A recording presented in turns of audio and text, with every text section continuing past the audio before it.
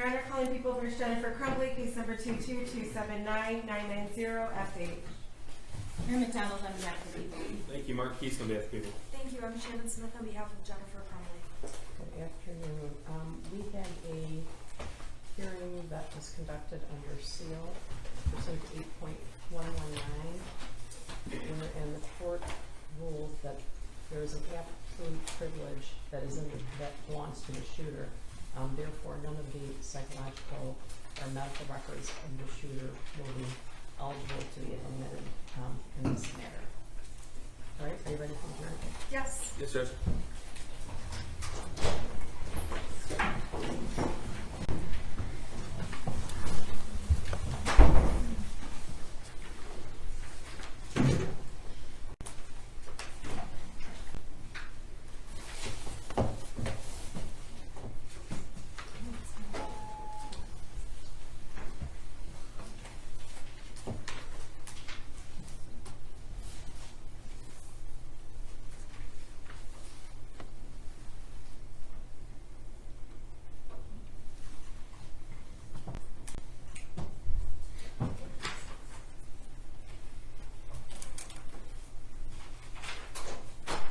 All right for the jury?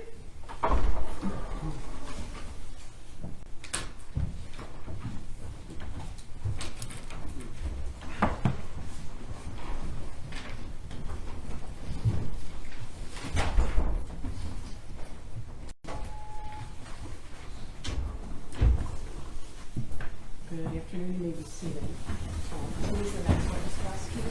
I believe Lieutenant Willis was still on cross-exam. That's true. That might be why he's sitting here. Lieutenant, you are still there, okay? Yes, Your Honor. All right, go ahead. Hi there. You were testifying that on December 1st, I believe you said you got an arrest warrant for Ethan Crumbley, correct? Correct. And I'm sorry, for Mrs. Crumbley, for the shooter. Correct. And on that date, he was on Zoom for a court hearing. Yes.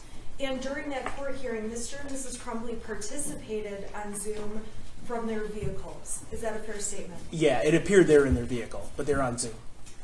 Now, on Friday, you went to the court and did what you call a swear-to in this case. Is that correct? That's correct.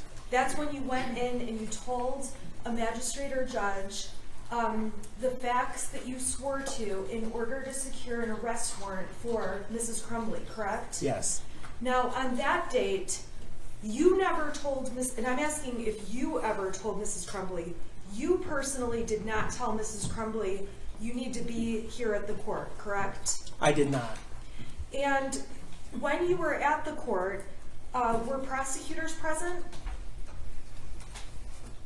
For the swear-to, are we talking about? Yeah. I'm not sure. I don't recall. You don't recall seeing me there, correct? No. You recall seeing lots of media there, is that right? Yeah, there was lots of people there, but yeah. Yes. Was it media or people? Both. Okay, so lots of media and people. Yeah, I didn't know everyone's credentials, but there was people, so I don't know who was intermixed in the group. And on that date, you secured the warrant. Is that a yes? Yes. And the next thing that happened was the prosecutor had a press conference and announced it, correct? Objections to relevance, Judge? Well, it was on the media and the public We can domain. stipulate that it was Yeah. him. Yeah. Maybe not. Okay. I think that's even. Okay, yeah, you can answer that, if you know. Can you say it again, please? Yeah, the next thing was the prosecution announced at a press conference that there was a warrant for Crumbley's arrest. I don't know that. After the arrest warrant was secured, you were aware that a search was started from fugitive apprehension teams, U.S. Marshals, Border Patrol, to find the Crumbleys. I'm not aware of that. You're not aware that there was any kind of search? No, that's not true. I was aware that there was a search that I directed our fugitive unit to conduct. Okay, so you were aware that there was an outstanding warrant for Mrs. Crumbley, Yes. and you were aware that there were going to be efforts to locate Mrs. Crumbley because of the warrant. Yes, if I recall the swear to, the judge said the defendant had, or her husband, but the defendant had to turn herself in by 4 p.m. And there's that day. Okay, and defendants can do a variety of things. I believe we've already established this in trial. They can drive around in their car with an outstanding warrant and end up getting a ticket and taken into custody, correct? That can happen. They can go to the police station and turn themselves into police, correct? Yes, that can happen. They can have a lawyer make arrangements, set up a time and go to the court to turn themselves in. Yes, that can happen. Okay, so there's a couple of different ways that a person can come into custody, correct? Yes, there's several ways. I have no further questions. Redirect. Just briefly. That hotel in Auburn Hills where James and Jennifer Crumbley stayed, how close is that to the Auburn Hills Police Department? I don't know exactly, but it's like right across the street. It's very close. Okay, nothing further. All right, you can step down in your excuse. Who's Thank next? Maybe we have no more questions? Sure.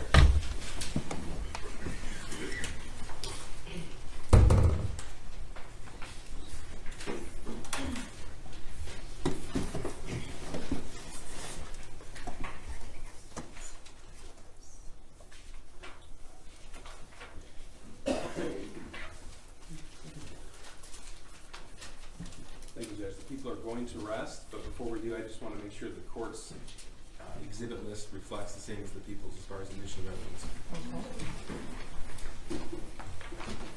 Okay. You're following along too, right? Yes, I Okay. have my offices. So I'll go page by page, it might be easier. Every exhibit on page 1, that's 1 through 30.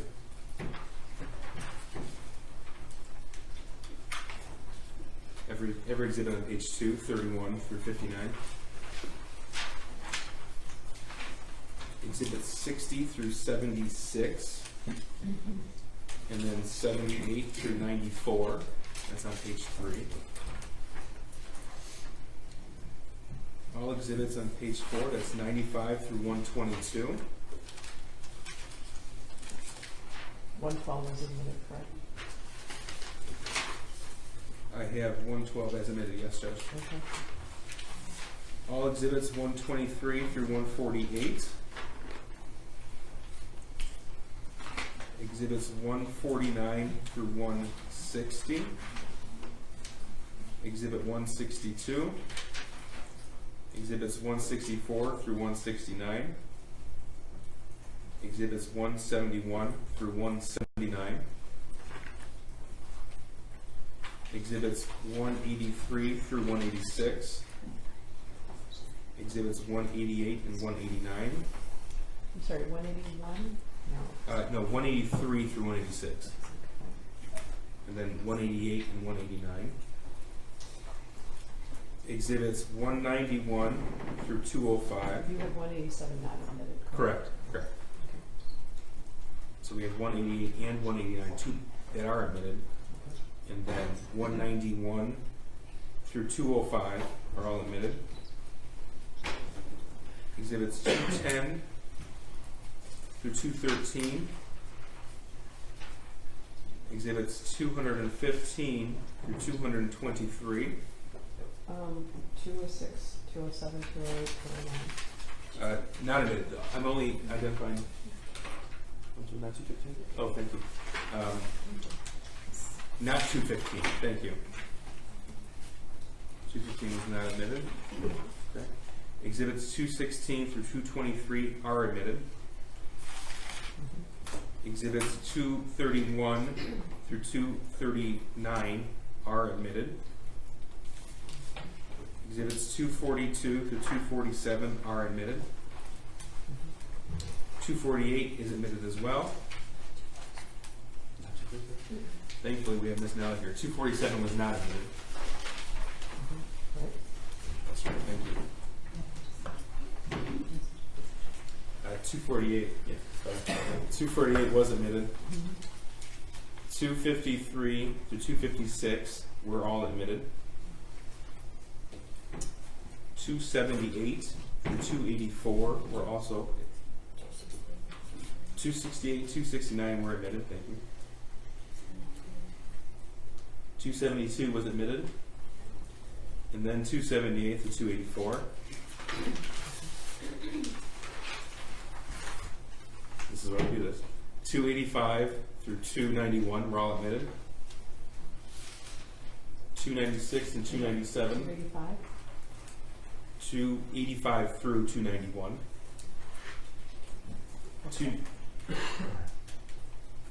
And 293 was admitted. 296 and 297 were admitted. Exhibits 300 through 309 were all admitted. Exhibits 316 and 317 were admitted. Exhibit 340 through 345 were all admitted. Exhibit 347 through 357 were all admitted, as were all exhibits through 388 on the next page. Exhibits 389 through 405 were admitted. Exhibits 408 and 409 were admitted. Exhibit 411 was admitted. 413 through 423 were admitted.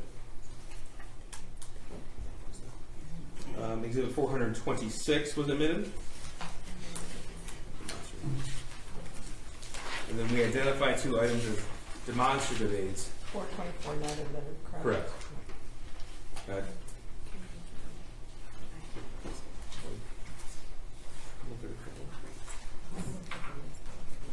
Okay.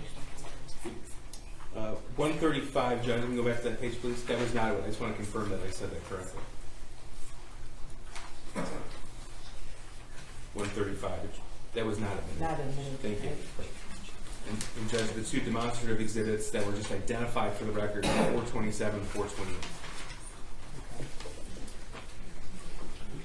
Does that reflect the fence list as well? Okay. Do you have anything different from that, Ms. Smith? I have no objections. Okay. And the people are asking. All right, so,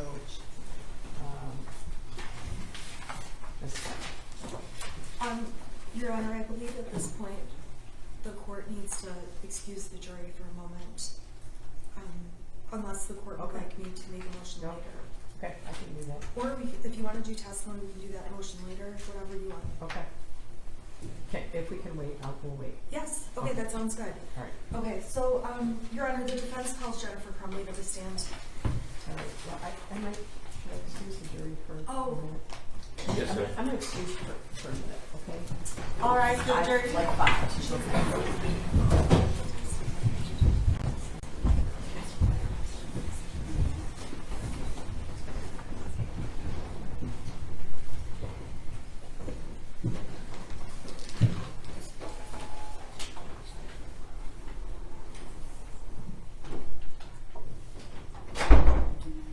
All right, you may be seated. You could make that motion now if you wanted to. I guess I would indicate that I think it's the policy of the Sheriff's Department to have someone stand close to the defendant. Is that correct? Yes. So I guess I would like that to occur outside of the site of hearings. You mean like here? I think that they're going That's to fine. require that a deputy stand here, so rather than make that obvious, I would invite a jury to have her have a seat and have the deputy standing behind her prior to the jury being brought in.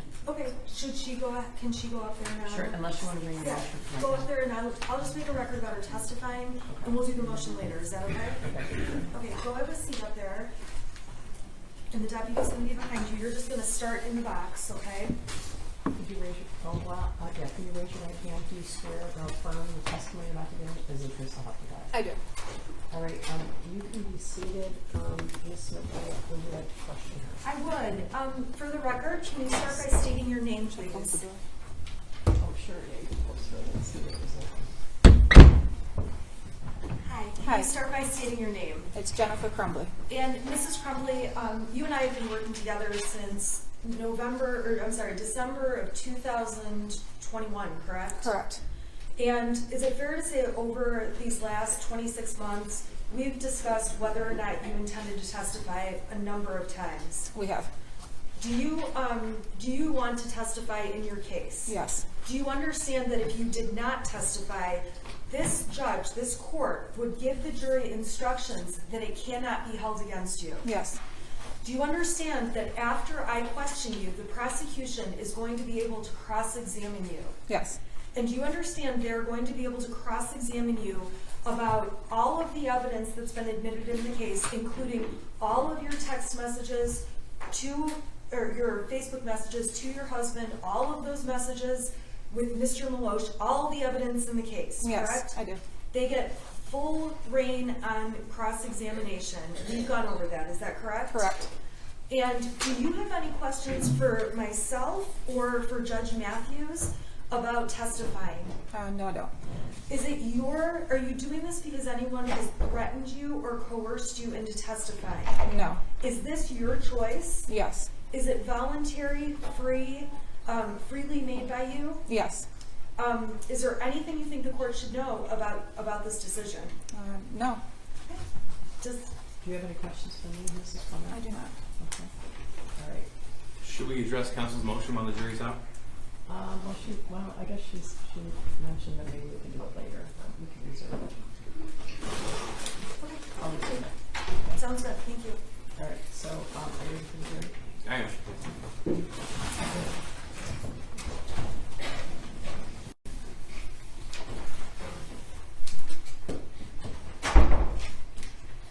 If you need to take a break for any reason, let me know. Okay. Thank you.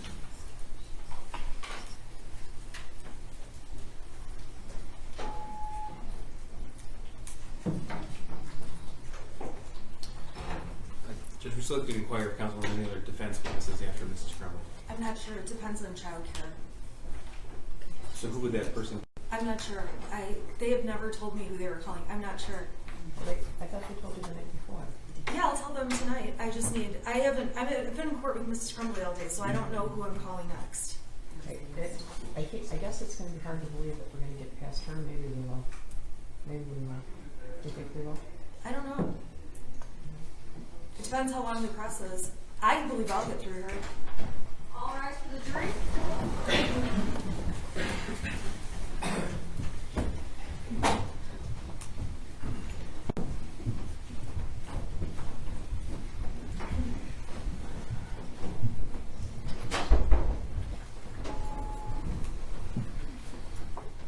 All right, you may be seated.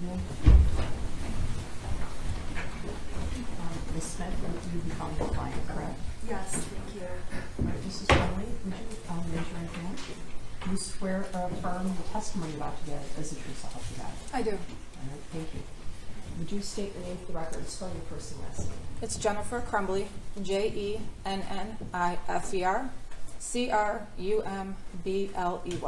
Go ahead, Ms. Smith. Your Honor, I'm going to hold the podium up just so I can see a little bit better. Okay, sure.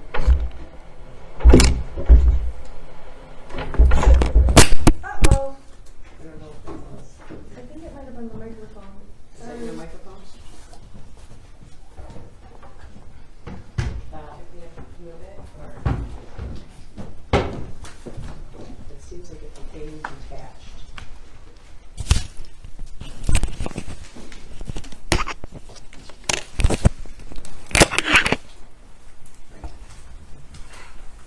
All right, good afternoon.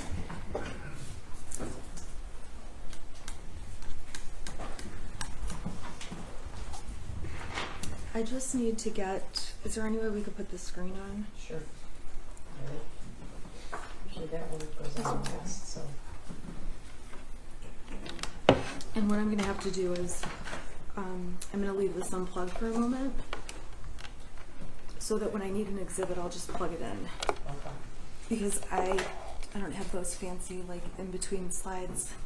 Yeah, this one goes on and then one goes on, but Well, they don't all go on simultaneously. they don't. Okay. Let's see if it goes. I guess I feel like I'm the only one who can see all three of them. This one is not on. Oh, there, all Okay. three of them are. Let's see what happens when I just go like. Okay, I'm gonna have to pull it out each time. So I apologize in between exhibits. So with that, I'm gonna pull it out. Okay. All right, Mrs. Crumbley. Can you please start by identifying yourself? Tell the jury who you are. My name is Jennifer Crumbley, and I'm a defendant in this case. And how old are you? I'm 45.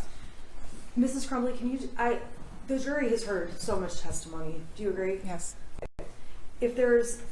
I'm going to go a little bit faster through things, and if there's something we need to explain, or if I'm cutting you off, let me know. Okay.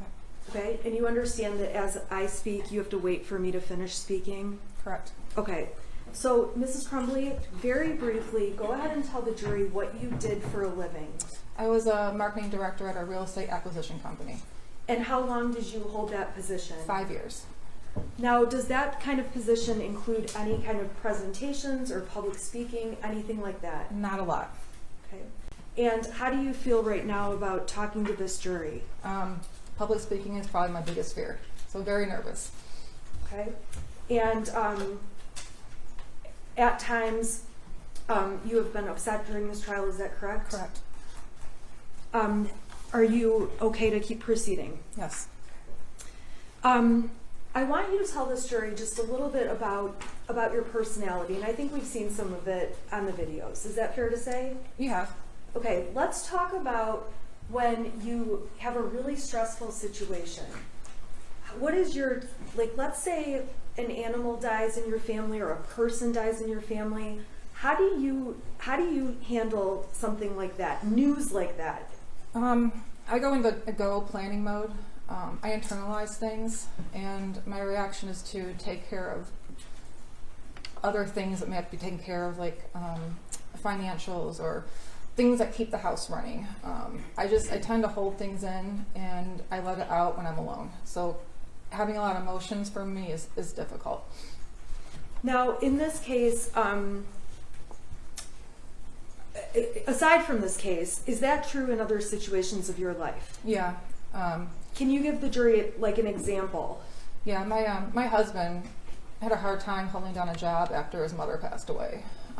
So when he would lose a job, I would actually be the one finding the ones for him and sending them from Indeed or Monster and taking plans of how we're going to put certain things on payments.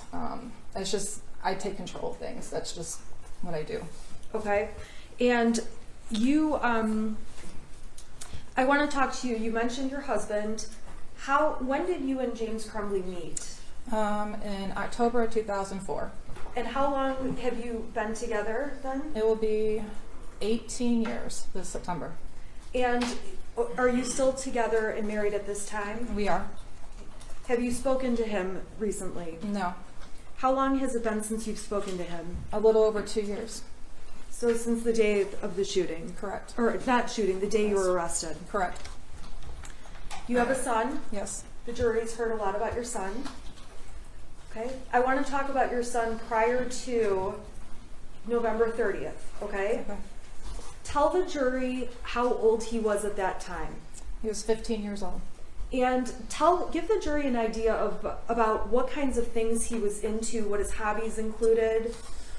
Oh, he was really into bowling. He was actually really good at it. He was into metal detecting. He was into, What do you mean by metal detecting? He would, we have a metal detector, so we would go to the beach, or we went to Florida out by the ocean or the neighbor's yard. They weren't there anymore, so you go in the neighbor's yard and see if you can find old coins or cans or whatever he would find. But he really liked that.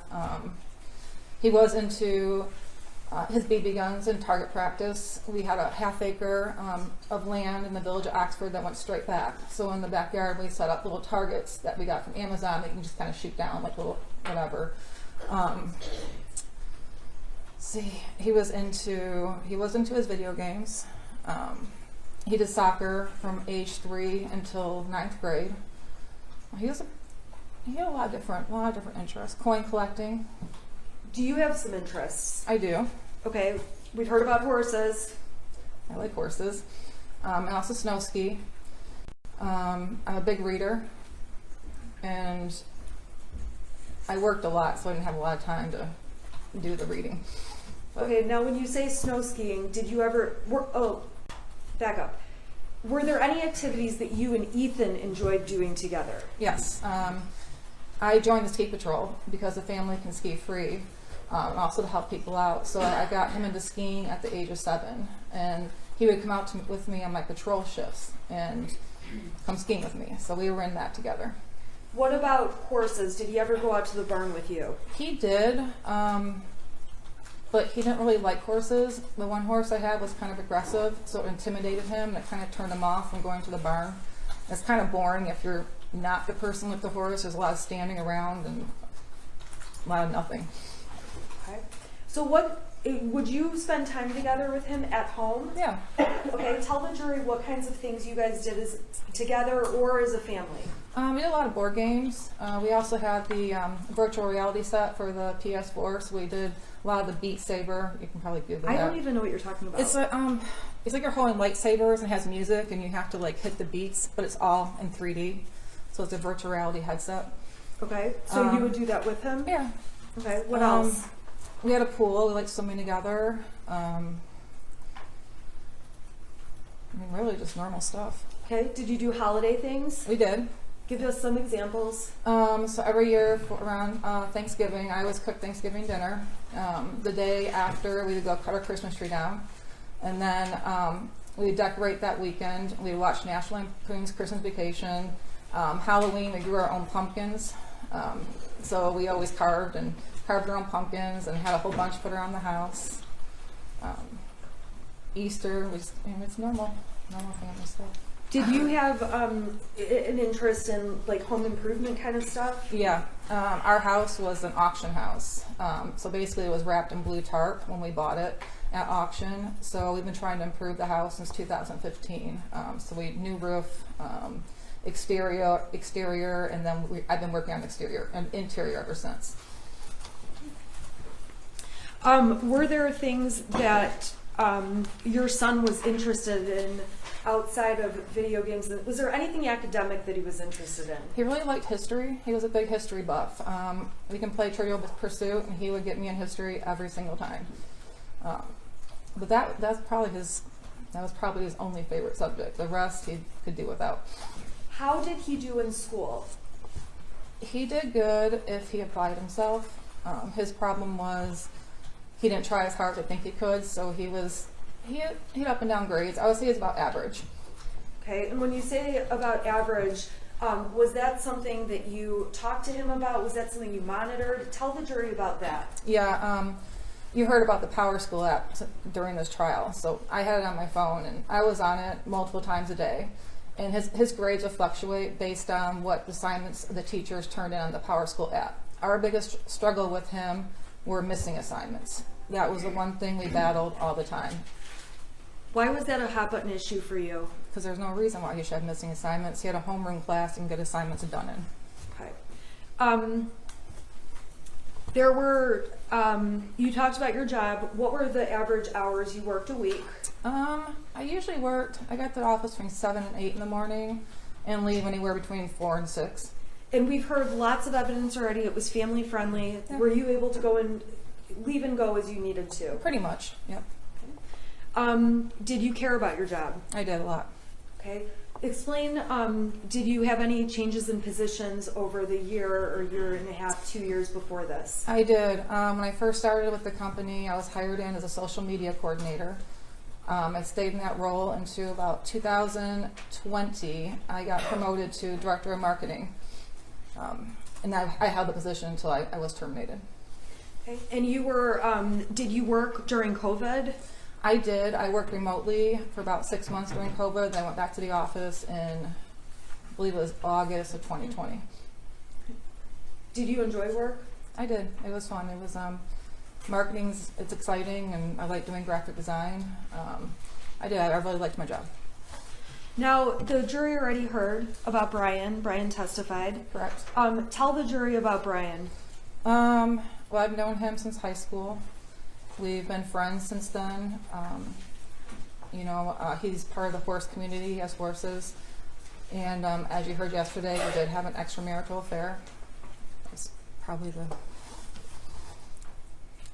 extent of our, but yeah. But we were good friends too.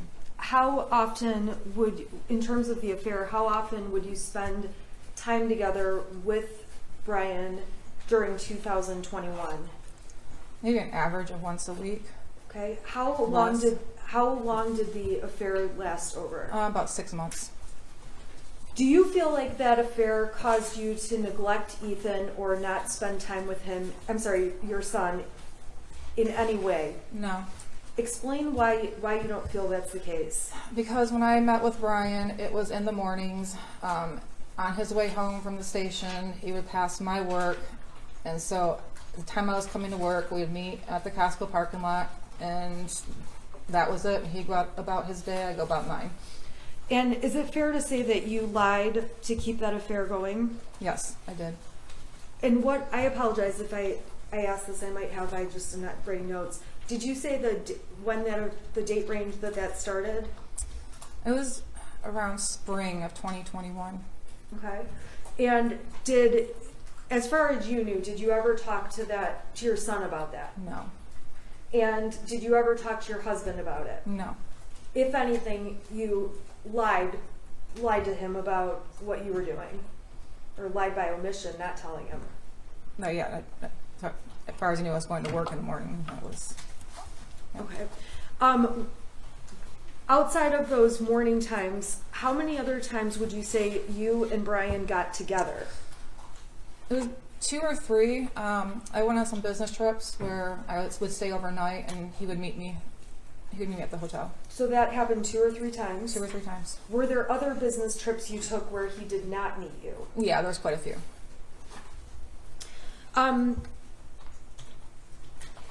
When Christy Gibson Marshall testified, do you remember who she was? I do. Who was she? She was the assistant vice principal. And she commented she knew Ethan in elementary school, or she knew your son in elementary school, correct? Correct. And she said, she testified obviously already about recognizing him. Did that surprise you? No. She also mentioned something about emails with you. Do you recall having email exchanges with her?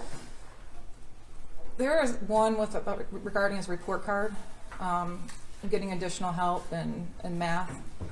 Was there any time at that point or into high school that you ever had to email with teachers about discipline issues? Not discipline, no. How often would you email about missing assignments or grade type issues? That was a regular thing. Okay, and you said you monitored power schools every day. Approximately how many times a month would you say you went to the teachers, or was it weekly? I don't know. It would be, I wouldn't say it was on a regular basis, but when it happened, it was a series of messages. He'd be struggling in geometry, and so me and the teacher would message back and forth quite a bit, and then he'd start getting better and it was die off. So it was sporadic, but it was a lot when it happened. Now, we saw pictures of your house. Yes. How did you feel about seeing those pictures? Horrible. Okay, why is that? Because my son has a very messy room, and it was right after Thanksgiving, and we hosted Thanksgiving, and it was pretty messy. It was kind of embarrassing. Okay. Really embarrassing. Explain the 2-bedroom thing, or what was going on with that? So my son, he had 1 bedroom, and it got out of control. And every time I go to clean it, I just shut the door. I just didn't want to deal with it. So then I told him he could just use the guest bedroom until I could get his room deep cleaned. The day before Thanksgiving, I was deep cleaning because we have people over every Thanksgiving, and my intention was to clean both rooms, but I caught my oven on fire in the self-clean mode. So instead of, I had the fire department out and everything. So instead of getting his rooms clean, I was scraping out the black charcoal stuff inside your oven so I could cook dinner the next day. But yeah, he was in a 2nd bedroom because I didn't want to clean his room anymore. It was enough. Did you have any plans to do anything with all that stuff? Yeah, we're going through a lot of stuff because he outgrew a lot of the clothes and the shoes. There's a lot of toy-like things that he doesn't use anymore, so we were just going to pack it up and donate it. Okay, and when were you planning to do that? Between Thanksgiving and Christmas, before he got new stuff. Now, we saw a video, I guess I want to talk to you about, there's one friend in particular your son spent a lot of time with, correct? Correct. Okay, we're not going to say his name, but let's just refer to him as the friend. Okay. Okay? Overall, was that your son's only friend? That was his only friend that came over. He did have friends that he talked to during school, but that was the only one that he spent time with outside of school. And how often would you say he came over? Oh, he used to walk home with them every day from school. The summertime, he'd go on camping trips with us. Sometimes he would spend more than a week with us. He called him my second son. Okay, he was the second son. Did you know he was going to be moving away at any point? Not that abruptly, no. Okay, so when he moved away, is it fair to say it was a surprise to you and your son? It was. What kinds of things would the boys do together at your house? Oh, they go down to the lake and go fishing. They would walk to Little Caesars or Frosty Boy. They go in the backyard, shoot the BBs. They go swimming in the pool. We took them bowling a lot. They played video games. Now, when you had him over at the house, or I guess was it more common for him to be at your house or for your son to be at his friend's house? My son has never been to his house. Okay, why is that? Because he had OCD, not my son, but his friend had OCD issues, and he didn't want other people in the house. At your house, did that friend exhibit any issues? No, not at all. Okay, so were you surprised when he moved? Yeah, very surprised. We saw evidence that you had Life 360 on your phone, and it was on James's phone, right? Correct. Can you tell the jury what Life 360 is, what the point of it is, why it's on the phone? It's a family tracking app, so you know where people are at. My husband's mother-in-law got sick in the middle of April, and instead of me worrying about where he was while he was down in Florida with his mother and I was up here, we just installed the app on his phone, so I knew if he was at the hospital or if I knew he was at his dad's house. So just that way I'm at the bottom. I'm always worried about him and places he goes, so it was just one thing that eased my mind a little bit. Do you, is that something you frequently message your husband, where are you, where are you, where are you? Mm-hmm, a lot. Okay, so the jury's going to see the entire stack of exhibits. If they go through all of your messages, how often a week would you say you're on top of him about where he is? Daily. What about your son? Were you ever worried about where he was? I mean, not during the day. He was at school. If he didn't get home from school the time he was supposed to, I would worry about him. Okay. And did you ever ask James about him in messages? Yeah. Okay. Yeah. The prosecution introduced evidence that makes it sound like you and James only talk about these horses. Actually, the form of the question makes it sound, and this is direct exam, not cross, so this should be non-leading questions. Okay. How often would you say you discuss your horses versus your son when you're messaging each other? A lot more with the horses. Why is that? Because my horses, at least, were accident prone, and my husband didn't know a lot about horses. They were more my thing. With him working from home, a lot of times I'd have him go out and check on him, tell him what to do. He started getting into him. He had questions. I knew my son was at school. I knew where he was at during the day. I can talk to him after school. Horses can't talk, so if something's wrong, we've got to kind of figure it out. But yeah, we talked a lot about horses. Is it fair to say that, did you have additional conversations with James about horses and or Ethan? Yeah. How often would you and James talk about or talk to Ethan? Well, talk to him every day. Talk about him probably every day too. Okay. What did Ethan have scheduling things you had to work out? Yeah, he had bowling practices throughout the week, bowling matches, and he worked part-time at a diner. So we had to work out transportation and scheduling with that. In terms of your relationship with your son, how did you think your relationship was? I thought we were pretty close. we would talk. We did a lot of things together. I trusted him, and I felt like I had an open door and he can come to me about anything. I mean, I felt as a family the three of us were really close. Okay, you're getting I a know. lot of, no, it's okay. You're getting a lot of redness here. Is that normal? Yes, because I'm talking in front of people and my nerves act up, so I get splotchy and I might break out in hives, and I apologize. Okay, but you are okay. Yeah, I'm fine. Okay. So with regard to your son, did you ever go through his text messages, go through his bedroom?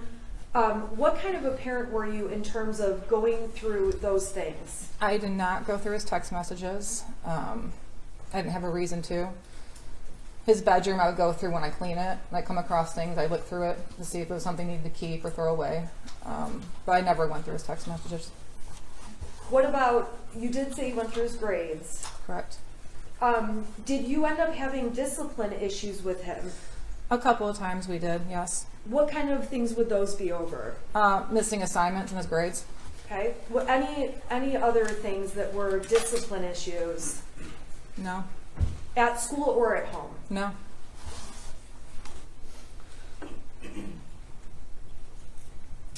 Was there ever a time where you took away your son's phone? Yes. Okay, do you recall when that was? I don't remember exactly. I just know he got really angry about it. But we've taken it away a couple of times. We've taken his video games away. Why did you do that? Missing assignments in his grades. Okay, so same stuff. Same stuff. Okay. We're going to talk about some of the text messages, and you would agree the prosecution admitted some text messages about one of those times when you took away his phone. Correct. Okay, so we'll get there, okay? I want to talk about mental health. Did you ever believe that your son needed mental health treatment, therapy, counseling, anything? No, I mean, there was a couple of times where Ethan had expressed anxiety over taking tests, anxiety about what he was going to do after high school, whether it was college, military. So he expressed those concerns to me, but not to a level where I felt he needed to go see a psychiatrist or a mental health professional right away. No. Did you ever deny him or say, no, I'm not going to take you to a mental health professional? Did he ever ask you? No, I mean, one time when he was talking about what he wanted to do for his future, I don't know, he was feeling really down about it and stressed. My husband did call his school counselor to try to talk to him because they do a lot of future academic planning with the tech school. Was that a mental health issue? No, it was more or less addressing what was upsetting my son at that time. Okay, and what was upsetting him? The fact that he didn't know what he wanted to do. His grades weren't that great, so he was stressed out about getting into college. He was just having a hard time with his future goals. Was there ever a time he was considering military? He talked about it, yes. Okay. Any other things that he talked about? He wanted to go into video. He wanted to design video games. He wanted to own his own car shop, like not be the mechanic, but own the shop that mechanics worked at. But that was about it. Okay. Were there other kinds of health treatments you did get for him? Like, did you take him to the doctor? Yeah. How often or for what? When he got sick, if it was obviously, during COVID it was different because every little thing I freaked out about, so we'd take him to get a COVID test or take him to the doctors. But growing up, it would just be if he had a headache that persisted for longer than a week. But most things are nothing serious. Did he have insurance? Did you have insurance coverage on your son? My husband did. Okay, always, or were there times where you didn't? All the way up through October of 2021 when my husband lost his job. And I was gonna add him on to my health insurance in November of 2021 at the end of the enrollment period. That was the only time that insurance lasts with him. Was that one of the outstanding things going on the day that all of this unfolded? It was.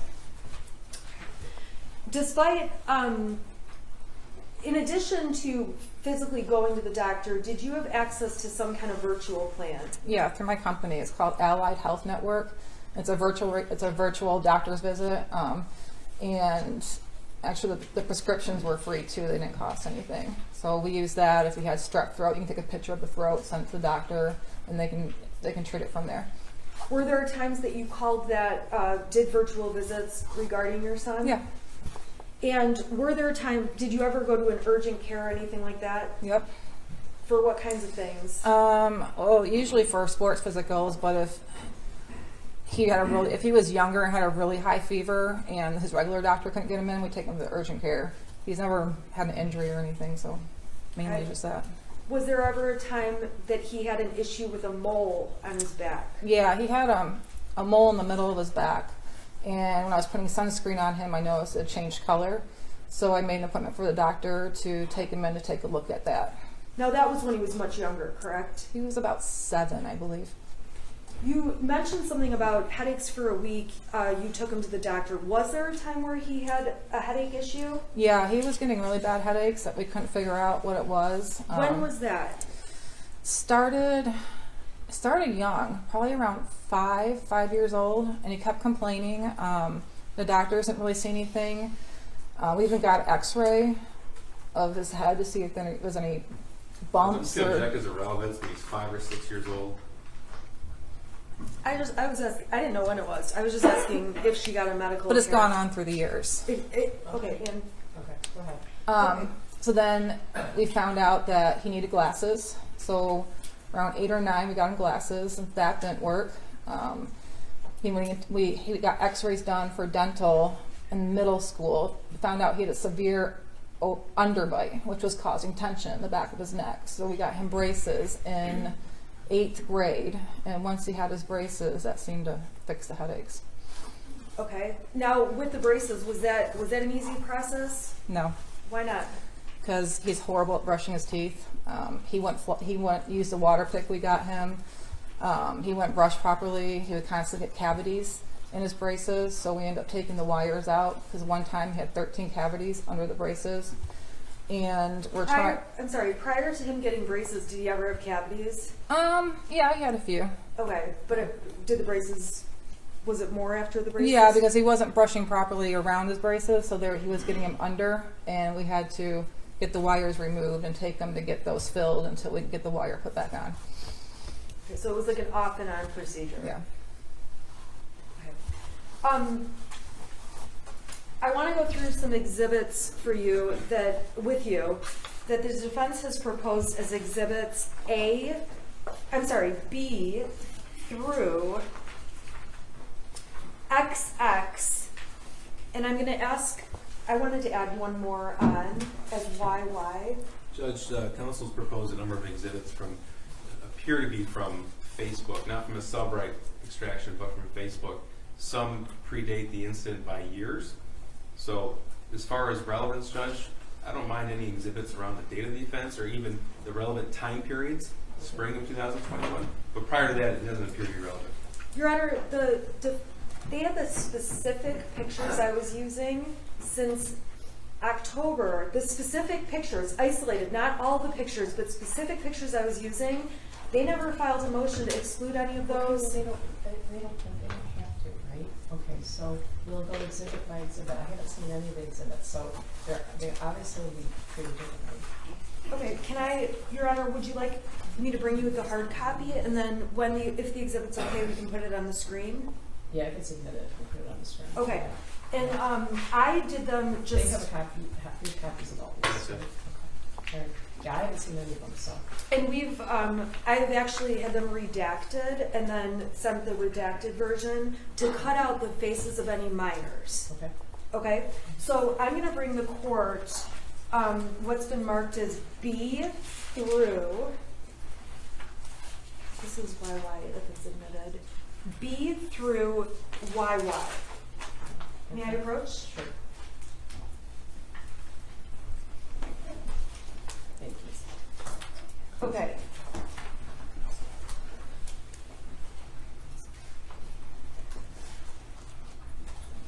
Now B is I have a little bit of a problem because I was going to have my client hold those, so I don't put them on the screen. Because I don't know which ones, if any, the prosecution will stipulate to. So I can give this to her. okay, so the first exhibit, proposed exhibit, is B. It's more than one It's page. several pages. It shows thumbnails throughout the years so the jury can see the variety of things posted on. Because the prosecution introduced text messages. How many pages is B? I believe it's 14. They're just like thumbnails. I'm not going to go through each thumbnail either.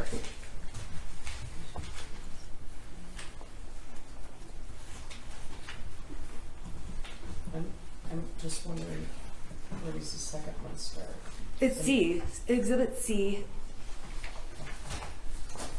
Exhibit C would be the next exhibit. Okay, I'm gonna go- Okay, do you recognize what the court has just handed you? Yes. Okay, what is in Exhibit B? What does it appear to be? These are pictures I've posted on Facebook. Okay, and there's a lot of them. Is that a fair statement? Yes. Okay. Are those are all the pictures you posted on Facebook? They're not from they're from the whole period, correct? Well, what- What's the period? Well, when do those start and go through? I would say mainly 2000. There's not 20? any dates on that copy? There's I'm no just- dates on my I copy. don't think there's any dates. I can tell by the. Looks like from 2020 to 2021. Now, do you post on Facebook a lot? I do. Like way too much? I do. Okay, so I am not going to go through every Facebook post you've made. You understand that, right? Yeah. Okay. Would this exhibit give the jury an idea of what you post about generally if they just took a look at the variety of pictures? Yes. I have to object as to relevance. Again, from the time period that's relevant, I have no objection to these coming in. But even the defendant doesn't know with specificity when these were taken. She says they start in 2020. She thinks. No, I know. And there's no dates on there. Yeah, you'll have your turn. There's no dates on there.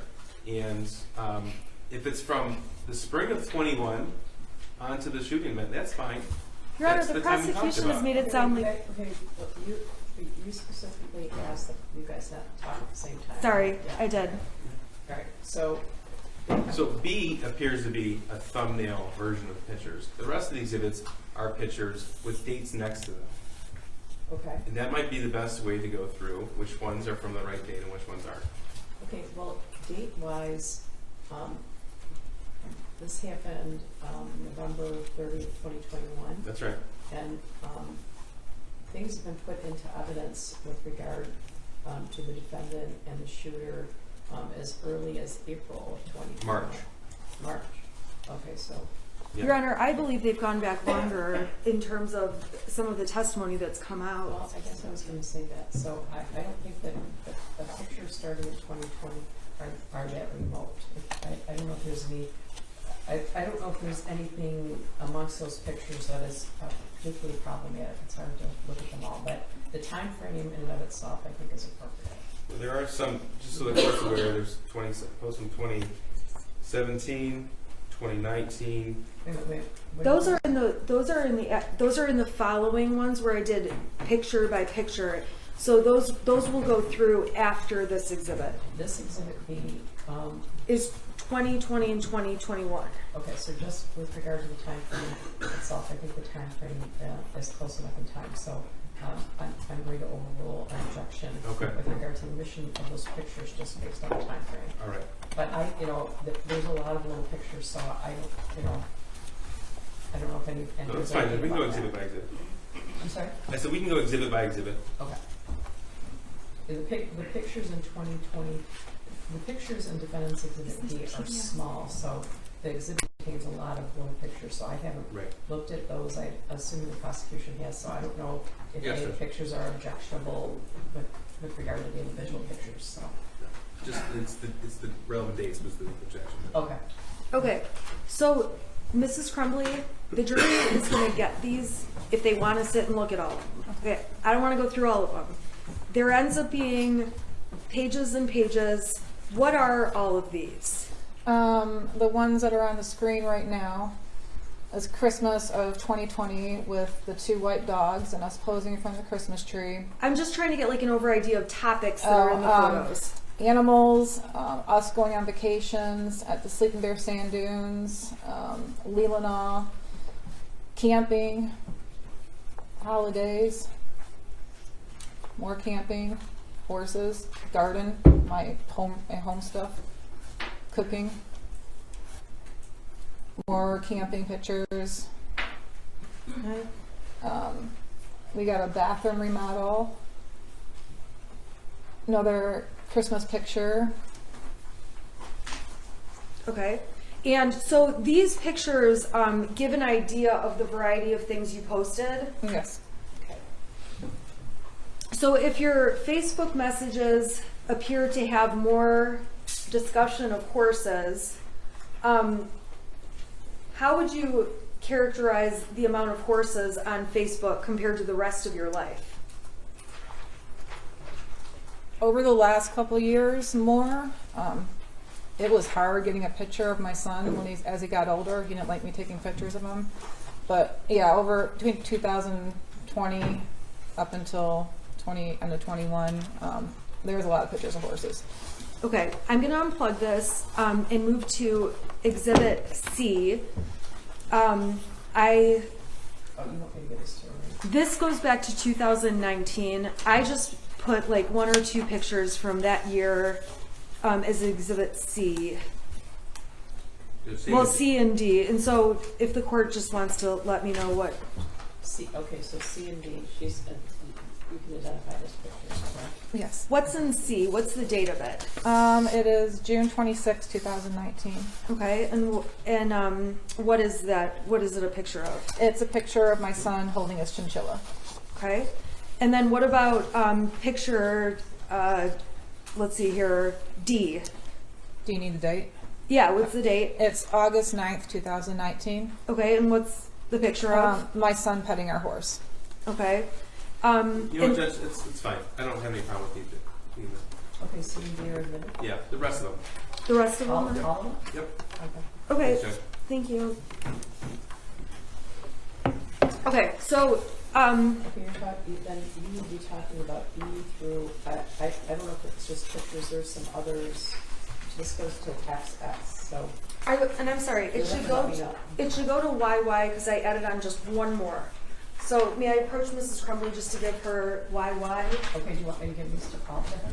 Yes, and then Okay. we'll just go through each one. Do you agree with all these exhibits or just the? Yes, we just need the dates identified, that's all. We'll put Okay. those on the record. Well, I'm not going to hand them to her if I need to look at them first, so.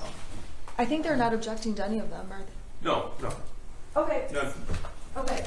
So, Mrs. Crumbley, the jury's going to have access to these, so let's just go through them. We are going to identify the dates for the record, though, okay? Okay. So, going to exhibit, let's see here. This is C. What's the date on C? That's June 26, 2019. And what is that? That's my son with his chinchilla. Okay. Now, I'm going to go down to D. What's the date on that one? That one's August 9th, 2019. Okay. And what's going on in there? That's my son with our horse. Okay. I'm going to go to E. That's his first day of 8th grade. That's August 26, 2019. Okay. And it's fair to say that I just picked out, these are not all your posts, No. right? Judge, I don't want to keep rejecting, but the form of the question has to be appropriate. Fair to say, this is a Okay. direct example. I'm asking a really stupid question, but I'll ask it in a better way. Am I showing every photo from your Facebook page? No. You post more, or how many, do you post more photos than what we see? A lot more. Okay, we're not gonna go through all of them though, No. okay? So this is the first day of what? I'm sorry, last day of, It's the last day of middle school. It's his first day of 8th grade. okay. I'm gonna go down to F. What's been admitted is F. What date is that on? October 11th, 2019. Okay, and what's happening in that photo? He just got his braces put on. Okay. And let's go down to the next one, which is G. What's the date on G? October 13th, 2019. What's happening in G? We're apple picking. Okay. So these are just posts of events. Or things you're doing, correct? Correct.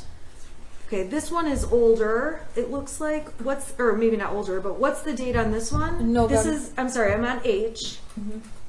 Okay, go ahead. November 7th, 2019. Okay, and we see your son in this picture on the left, correct? Correct. What's going on in this picture? He's on his, it's the 9th grade Washington, D.C. trip with the school. Okay, I'm gonna go down to I. What's the date on I? May 23rd, 2020. And what's happening in that picture? Can you scroll up a little bit? We're somewhere up north. I don't remember where, but we're on probably a camping vacation.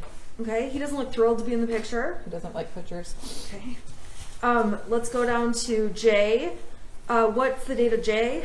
May 23rd, 2020. Who's in this picture? It's my son and James. Okay. I'm gonna go down to K. This is a post you made? Yes. What date? August 5th, 2020. What are you showing there? The house when we first bought it and the improvements we made so far. Okay. So this is like a comparison before and after. Yes. All right. L. What's the date on L? August 16th, 2020. And there's a large black box out. What's under the box without saying who it is? His friend. Okay. So where are you guys in this picture? Looks like we're up north. Okay. Then we're going to go to M, and we're on September 28th. I'm sorry, what's the date of this picture? September 28th, 2020. Okay, what's this picture? That's a picture of my son and our horse. Okay. I'm going to N. What date is this? October 23rd, 2020. Okay, and what is this a picture of? Something Ethan drew. Sorry, my son drew. Okay, and why did you include this? Why did you post about that on Facebook? Because he's always a really good drawer. He just draws all the time, and we got a lot of artists, actually tattoo artists in our family, a lot of good drawers. So he said it was in his genes. Okay, that's why you said art is in his the Correct. genes. Correct. Okay. All right, I'm going to O. What's the date on this one? October 30th, 2020. Okay, and what's going on here? We are carving pumpkins for Halloween. And there's a big black box. That's his friend. Okay. I am going down to P. What's the date on that one? November 21st, 2020. Okay, and who is around for this picture, even if you can't see them in the picture? It's me and my husband and my parents. We're down in Florida over Thanksgiving. And what is this that you're doing? We're playing Dark Tower. Okay. Did you guys play games with Ethan often? Yes. What games did you guys play? We played Trivial Pursuit. We played What the Meme. We played Yahtzee. We play card games. We played a lot of Uno. The one with all the dice, Farkle, I think it's called. Yeah, Farkle. I don't know. We played a lot of games. Okay, I'm gonna go down to Exhibit Q. What date's that? That's November 24th, 2020. Okay, and we see who's in the picture? My husband and my son. Okay, Exhibit S. What's the date? January 22nd, 2021. Okay, what's going on in R? My son and his friend are playing Jenga. Okay. S. Do you know the date on S? Can you scroll up? It's for some reason this one is different. Well, it looks like it says February 25th, 2021. And what's going on here? What's happening in February of 21? They're at a bowling match. Okay. Now let's go down to T. What's the date on T? February 26th, 2021. And what's happening here? My stepdaughter came up and visited from Florida, and that's my son with his arm around her. Okay. And with these photos, again, are there, on your real Facebook profile, are there more photos, or is it just what we're seeing? There's more. Okay. So what's the date on this exhibit U? May 15th, 2021. Okay, and what's the point of this post? There's a couple pictures. I was showing our backyard improvements that we've done since we bought the house. Okay. And then let's go to V. What's the date on V? May 16th, 2021. What are you showing here? Our garden. Okay. Now, this is W. What's the date on W? May 29th, 2021. Okay, and who's that? That's my son and Dexter, his kitten. Okay. Dexter is mentioned in one of the tapes. Is that correct? Yes. How is Dexter mentioned? When we were at the substation, I asked my son why, and he said, because I just did take care of Dexter for me. So when he said take care of Dexter, He's meaning his kitten. X, what's the date on X? May 29th, 2021. Okay, and what's going on this date? My son and Dexter just hanging out in his bed. Okay, we're gonna go to Y. What's the date on this one? I'm sorry, I'm just going too fast. May 31st, 2021. Okay, who's in this one? My son and his kitten. Okay. Z, what's the date on this one? June 13th, 2021. And where are you guys? We're at Cedar Point. Is this like a family trip? Yes. Did you guys do a lot of family trips? Yes. Okay. A lot of family trips during summer of 2021? Yeah. Okay. We're here in exhibit AA. What's that? Yikes, I bumped it. What's the date on this one? June 26th, 2021. What are you showing here? My garden. Okay. This is exhibit BB. What date? June 27th, 2021. Okay, and what are you doing there? In the pool. Did you guys go in the pool with your son often? Yeah. He'd join us. Okay. And then let's see here. We've got CC. Date. July 4th, 2021. What's going on here? My son and his friend are playing badminton against my parents. Okay. Is this at your house? Yes. DD. That's Date. July 11th, 2021. Okay. What is this? Me and my son and his friend we found a little spot off the Pollyann Trail, which runs through Oxford, and there was some weird big boy stuff going on, so we kind of walked around and checked it out. Okay. Let's see here. EE. It looks like there's 2 posts on this date. What date is that? That's July 30th, 2021. Okay, and what's happening in these posts? The first one I posted, my son and his friend were both passed out from a lot of hiking we did that day. Okay. What about the next photo from? Those are pictures of the campground that we were at. Okay. And so you took, is it fair to say you had the friend on vacation? Yeah, most of the time. Okay. July 31st, I'm sorry, what's the date on this one? I'm on FF. July 31st, 2021. Okay, what is this? We went to the Sleeping Bear Sand Dunes. Okay, and where it says like plus 29, what does that mean? There's 29 more photos that go along with that. Okay, we're not going to show them all though. Okay. All right, we're going to GG. What's going on here? What's the date? August 21st, 2021. What are you guys doing August 21st, 2021? My son and his friend were putting up a tent in our backyard and doing backyard camping. Okay. What's the next one? You posted this on what date? I posted on August 21st, 2021. Okay, and what's the point of this post? It was a memory from 3 years ago of my son and his friend with our horse, and I was pointing out to my son's friend's mom that they were so small 3 years ago. Okay. What about this one? What's the date on, let's see here, II?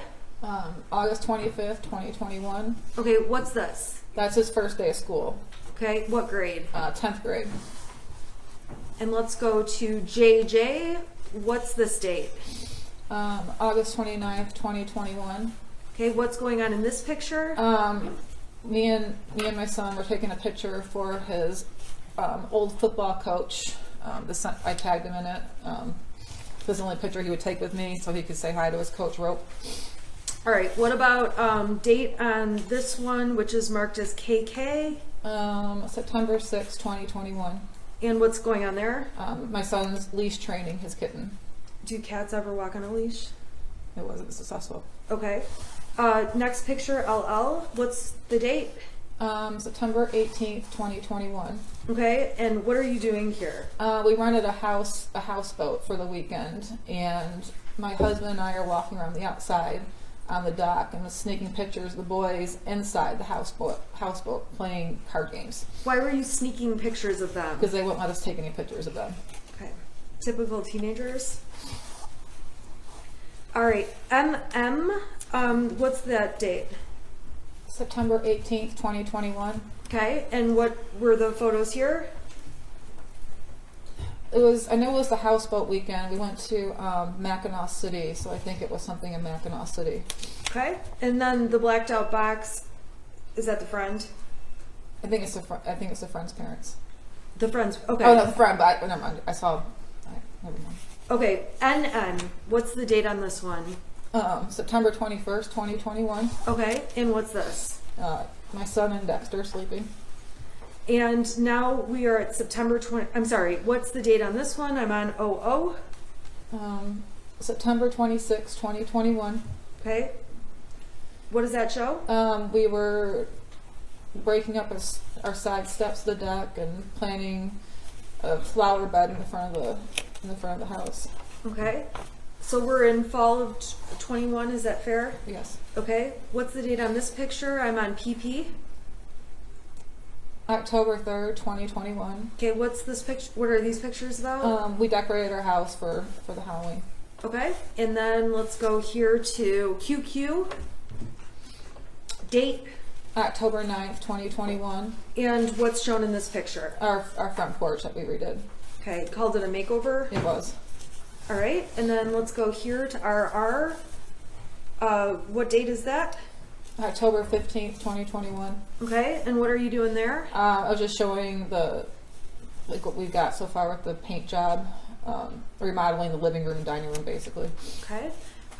Next one is SS. What's the date on this one? October 25th, 2021. Okay, what is this? This was a text I sent to my son. Him and my husband were going somewhere, I don't remember, but I was just checking in. I said, you guys are okay? And my son made the comment, no, we're in the back of a white van headed to Alabama, because he's very sarcastic and I found it funny and I posted it. Okay. Was he sarcastic Yeah. more? I'm sorry. Sorry, go ahead. Explain the sarcasm. I mean, that's an example of it right there. Okay. Yeah, he was always sarcastic, always messing around with us. Okay. When you say messing around with you, we're gonna get to that when we talk about some other posts. Is that fair? Okay. Okay. So let's go down to this photograph. TT. What is this? What date? That's October 29th, 2021. Okay. And what are you doing? That's where we're on the virtual reality playing Beat Saber. Okay. And then this one, UU.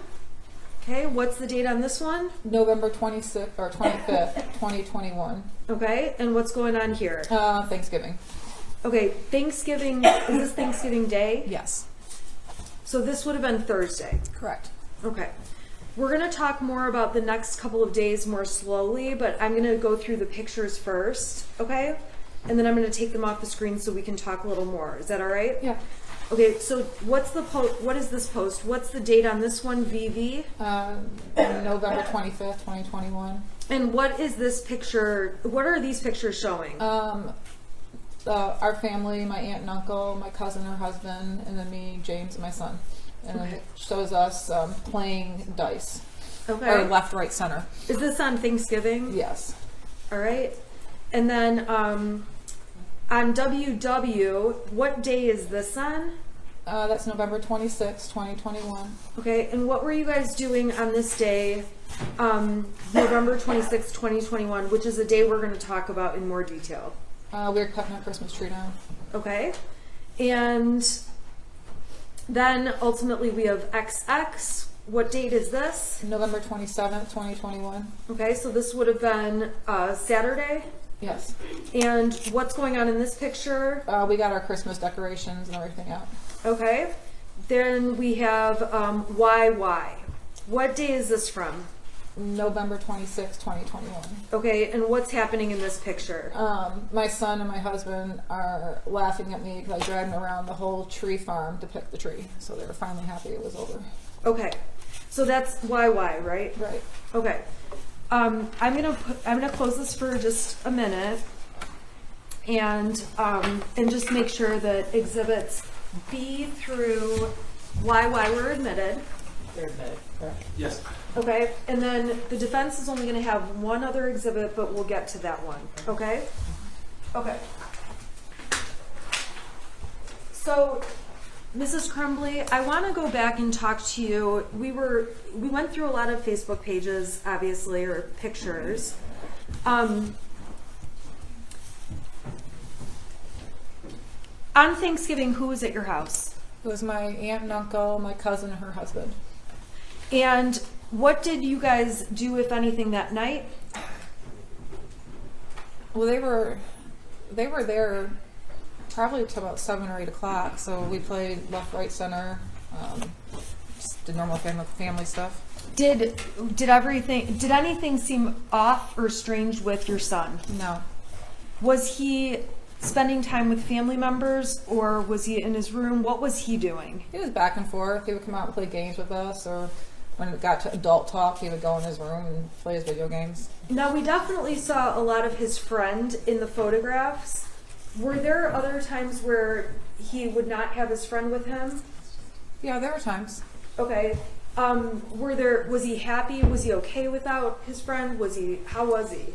Yeah, I mean, most of the times it was just the three of us. It was usually out of state travel. Okay. Let's see here. Okay, so on the day after Thanksgiving, what did you do that day? I went shopping. I go shopping every year, day after Thanksgiving, Black Friday shopping. I wake up at 4 o'clock and I go shopping. Okay, so where did you go that day, if you remember? I usually go to Meijer, and then from there I'll head up to Marshall's and Lapeer, and then sometimes I will hit the not Home Depot, the other home improvement store, Menards. I would hit Menards.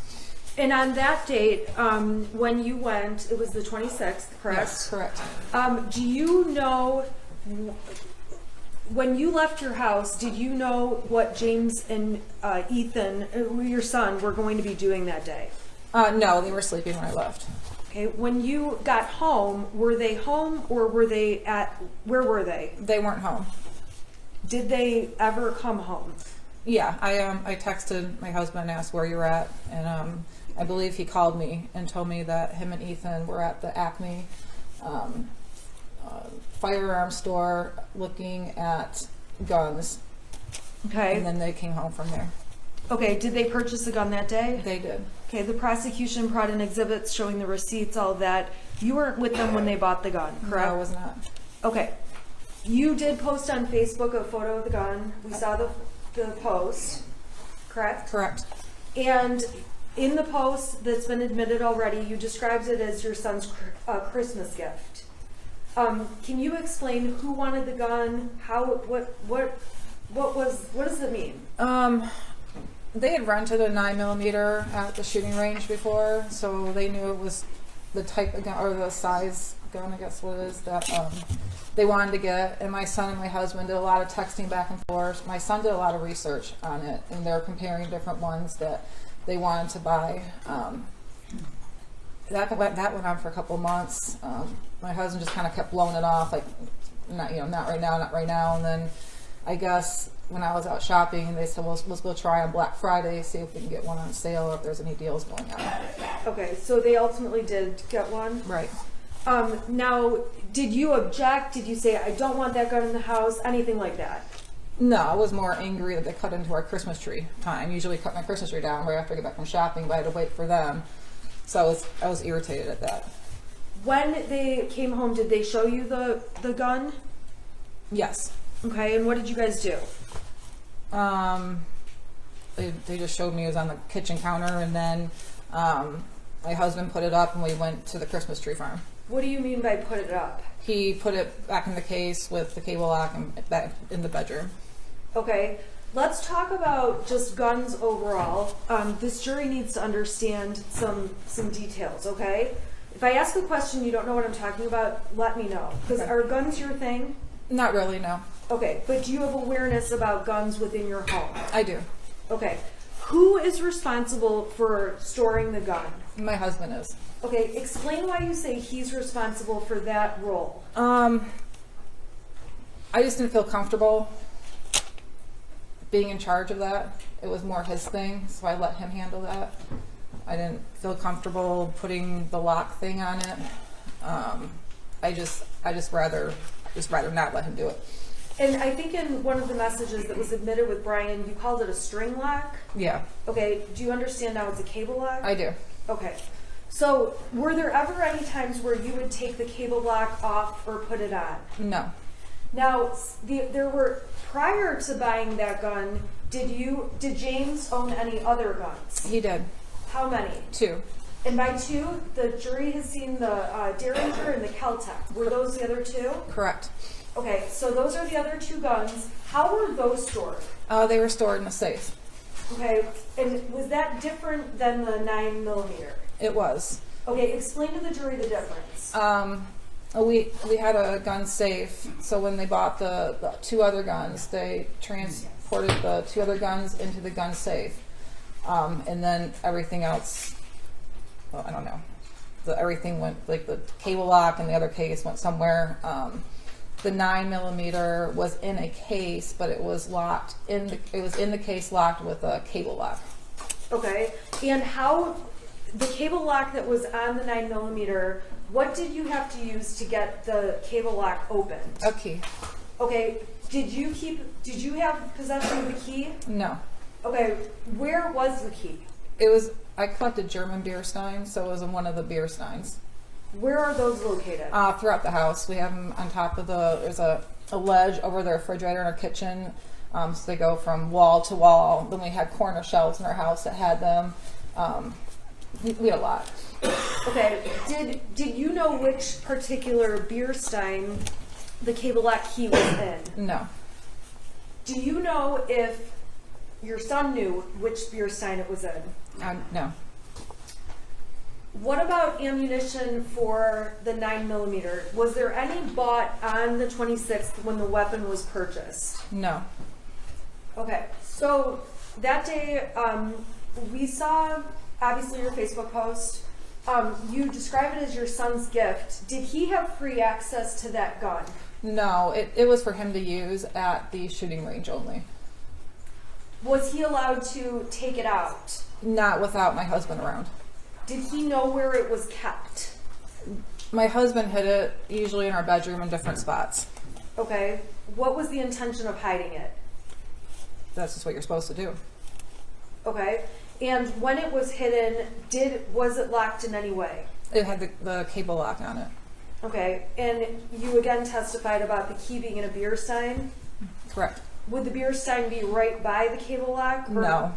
Okay, so where would the beer stein be? It would probably be in one of the ones in the kitchen. Okay, so the key's out there, and then you've got the.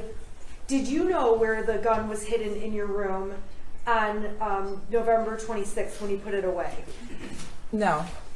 Okay, on November 27th, we saw the whole video of you going to the shooting range with Ethan, correct? Or with Correct. your son, correct? Correct. Okay, on that day, we see in the video that you carry the gun case into the gun range, right? Correct.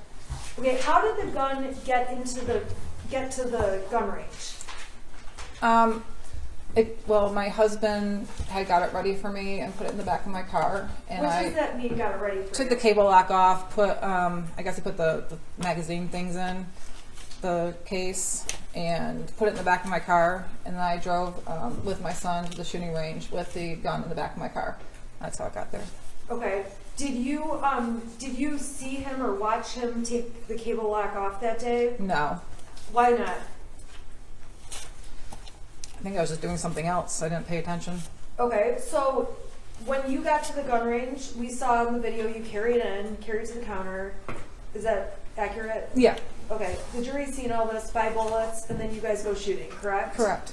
Okay, we obviously see you and your son. That shows the whole experience while you're there. Correct. Okay. So while you're there, how interested were you in shooting that weapon? I shot it a couple times. I don't know, shooting's kind of boring. I'm more like skeet shooting, where actually something's going on. So I shot it a couple times, and he did the rest. Okay. And did you end up posting something about it being a Mother's Sunday? I did. How did you feel about that day? It was a fun day. He asked me if I wanted to go to the shooting range with him, and he's never asked me, just me, to go before. My husband was doing DoorDash, and I felt good about it. How many times had you been to the shooting range before that day? Once. And when you went the one other time, who else was present? My husband. So this was the first day you're the only adult going? Correct. Okay, so we see obviously in the video you carried the gun in the case out. Did it have the cable lock on at that point? No. Okay, so what did you do from there? This is when we're leaving. Yeah. I put the gun in the back of my vehicle and drove. Explain where in the back of your vehicle. So in the back of the SUV, it has a little thing that opens up to where the spare tire is. I put it under there. Okay, and then where did you go? I went home. And did you take the gun in the house? No, I took the bullets in the house and hid them, and my husband took the gun in the house when he got home from work. Okay, so was there a period of time that the gun was not in the home but in your car? Yeah, probably for a couple hours.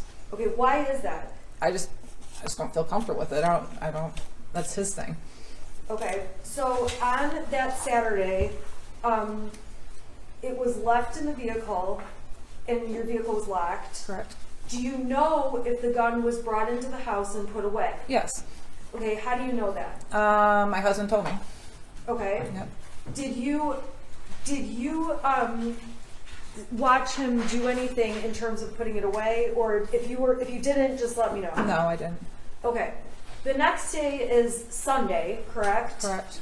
And on that day, was there any? Do you recall any issues with the weapon? Any issues with the gun? No. Okay. Now, when the next day is Monday, is that right? Correct. Okay. What did you do on Monday? I went to work. Okay. And on Monday, we heard the voicemail you got. Is that accurate? Yes. Describe for the jury overall what happened or what you were dealing with that day. I received a voicemail on my phone while I was at work. It was Pam Fine, one of the school counselors, calling to let me know that my son was looking at bullets in class. She let me know that they had a meeting with my son and that he said what he was doing was wrong, admitted responsibility. They gave him an example about teachers, they brew beer at home, should be looking it up in school, and it was kind of upbeat. And then she ended up with, he understood, he went back to class, just want to let you know, if you have any questions, please give us a call, have a good holiday. Okay. And on that day, did you call Miss Fine back? No, I did not. What was your reaction to getting that message? It was pretty black and white. She said what happened, they seemed like they solved the problem, and I didn't have any questions. Okay. So on that date, did you end up saying anything to James about it? I believe I did. Did you say anything to your son about it? I did. What did you? And I think we saw text messages. You said, next time, don't get caught. Yeah, I said seriously looking at bullets in school, and then he went through a long couple of texts about teachers looking at his stuff, and he was worried about he was going to get in trouble. And then I said, next time, don't get caught. What did you mean by that? So there's an ongoing thing in our house. Someone always asked me the trouble I get in high school because I was a little bit of a troublemaker, because I always got caught. Like, all my friends could be doing the same thing and I'd be the one to get caught. So it was kind of referencing to that. Okay. So you said that, and did you feel you had to discipline him or do anything beyond talk to him about it? No, we talked. I listened to the voicemail, and that was that. Okay. Now, I'm going to go back for a couple minutes to talk to you about some exhibits the prosecution introduced from earlier in the year, okay? So I'm going to start with what's been admitted as exhibits 155 through 160, okay? I'm gonna pop them up on the screen and we're gonna just talk about each one briefly. So I'm gonna go to 155.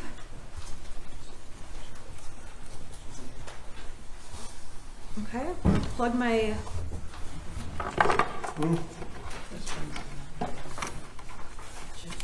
I'm sorry, it's not ready to plug it in. Okay, so I'm gonna start with 155, okay? This was already admitted, so we're not gonna belabor this, okay? Oh, no, she doesn't have a picture of that. Oh, I'm sorry. Well, it's not necessarily your fault. This one isn't coming out. Okay. There it is. Okay, so we've already talked about this with other witnesses, so I'm going to go a little bit faster. If you need me to slow down, let me know. Okay. Okay. This is Miss DeRiker's email with her and Sean Hopkins. She's telling him, when you get a chance, can you call your son down and see how he's doing? He's failing my class, tries to sleep all the time in class. Sean responds, I'll catch him by the end of the day. Thanks, just a little worried. And that's that. You heard testimony about that, correct? Correct. Were you ever aware there was a time where your son was failing a class and trying to sleep all in capital letters, all the time in class? I can't remember what class the record was. So I'd probably be aware if he was failing that class from Power School, but I was not aware that he was sleeping all the time. So did anyone from the school let you know in May of 2021, hey, he's sleeping in class and failing? No. Okay, that was Exhibit 155. And would that show up on Power Schools, that the emails between them? No. Okay, Exhibit 166. This is from September 8th, 2021. It starts off with an email from Miss McConnell to Sean Hopkins. It says, can you please touch base with Ethan Crumbley? In his autobiography poem, he said he feels terrible and that his family is a mistake. Unusual responses for sure. He writes back, thanks for the heads up. I'm in senior meetings throughout the day. I'll try to catch up with him. Were you aware this was ever a discussion or an issue? No. Were you aware that Mr. Hopkins ever talked to or tried to talk to your son? No. Did anyone ever call you to make you aware of any of this? No. If you heard this, how would you react, or what would your reaction be? I'd be definitely concerned why he feels like his family's a mistake and he feels terrible. So that would be a concern to me. Okay. So this is something you were unaware of. Correct. And in fact, when did you find out these emails existed? When we started getting discovery. Okay, so in this case. Correct. All right, so I want to go to 157. This is on November 10th of 2021. This is Miss McConnell sends Sean a message. Ethan Crumbley is having a rough time right now. We may need to speak with you. Sean writes back, I'm sorry I was in a meeting through the end of the day. I'll catch up with him. Were you ever made aware that there was some issue on November 10th where your son was having a rough time? No. Did anyone from the school ever let you know? No. Did you ever see anything like this prior to us getting materials in this case? No. If you heard your son was having a rough time, what would you do to follow up? I would talk to my son, find out what's going on. Okay. And I am going to minimize these for 1 second. I want to go back to some other dates that were discussed and exhibits were admitted. And I'm going to go back to March 20th. I'm sorry. Let's go in order. So March 16th of 2021, the prosecution has admitted exhibits 85, 86, 85 through 94, and let's see here. 85 shows you guys are making plans, and you say, I'm gonna get drunk and ride my horse. Can you explain to the jury what you meant by that? And I'll get it up on the screen. I was going to have some drinks and ride my horse. It was St. Patrick's Day. I'm sorry, that's on the 17th, Correct. right? Okay, the 16th though, Oh, I'm sorry, you're right. Okay, so explain that again. So let me get it up on the screen because I'm messing up. Okay, 85. Okay, so 85, I'm sorry, you're right. So on page 85, 432 is the page number. You write, I'm going to get drunk and ride my horse. What was your plan that night? I was gonna have a couple drinks and go for a trail ride with my horse. Okay, did you do that night? Yes. And on people's proposed exhibit 86, or their admitted exhibit, this was a text thread between you and your son.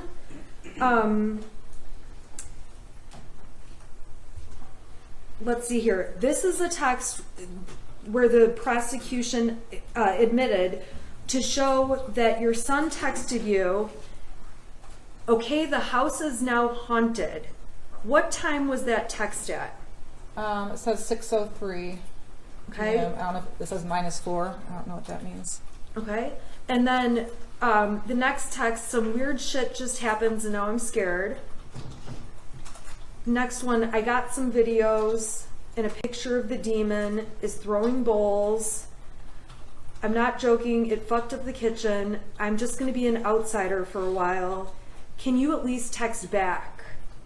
Okay, do you recall this day on March 17th, 2021? It didn't stick out to me until this whole. No, I don't recall it exactly. I just remember it ever since we got discovery on this case. Okay, so on March 17th, there was a point when did you ever see these texts? I probably didn't. Not that time. Do you recall seeing these texts at any point prior to this case? I'm sure I did, but they weren't. No, I don't know. I mean, I'm sure I saw them, but they just didn't stick out to me until this case. Why didn't they stick out to you? Because it wasn't anything that was anything serious. It was Ethan just messing around. You gotta explain to the jury, how did Ethan mess around? So he's been convinced our house has been haunted since 2015. It was built in 1920. Around that time frame, him and his friend would go down to the basement and play a Ouija board. So they thought we had a house ghost. So it was around that time when he would mess with us that things were going on in the house. Silverware was flying across the room. Doors were slamming. He actually took a video of the door and showed me when I got home, and you can clearly see where he's standing back with his phone, looking at the door that's open. You can see him walk up the door, and you can kind of see him slam it, and him trying to say, "See, our house is haunted." So it was that kind of stuff that he did. Okay, and did that continue on into 2021 when you'd get messages like this? Only a couple of times, but I think he just got over it. Like it wasn't. He got bored with messing around with the ghost. So. Did you mess around with him? Yes. Okay, what did you do to him? When they were downstairs in the basement playing Ouija board one night, I went and flipped the circuit breaker off in the house, and he thought it was the ghost they conjured up on the Ouija board. Did James ever mess around with you or with Ethan? Yeah, a little bit. Give us an example of what he did. He said a lamp fell off a ledge in the basement, and so he named the ghost Victoria. So he was convinced there was another house ghost. So just kind of like an ongoing, like our house ghost, we called it. My son named it Boris Johnson. My husband named it Victoria. It was just a little phase. Was there ever a time where James pretended he got electrocuted? Yes. What did he do? We were remodeling our living room, and he was taking the old ceiling fan down and having to figure out what wires go where to the new ceiling fan. And as he was reaching up, he pretended to get electrocuted, and he fell on the ground and was shaking, and I ran up and I kicked him. I don't know why I kicked him, but I did. And then he stopped, and I realized he was joking, and my son had the phone recording the whole time. So this kind of stuff between you, your son, and your husband was like typical joking around kind of stuff. It was. Okay, so when you look back at these texts now and you see that there's a demon throwing bowls and things like that, Now looking back, do you think, oh my gosh, he had mental issues? No. What do you think was going on? Just what I said, that it was just him messing around. He only did it when we weren't at home, and it was for a short period of time, and then he got bored. Okay. So on that date, the prosecution admitted all kinds of stuff to show you were with your horse, and James was with your horse, correct? Correct. And you guys were with your horse. Correct. How long would you have been out there? What was a typical trip to the barn?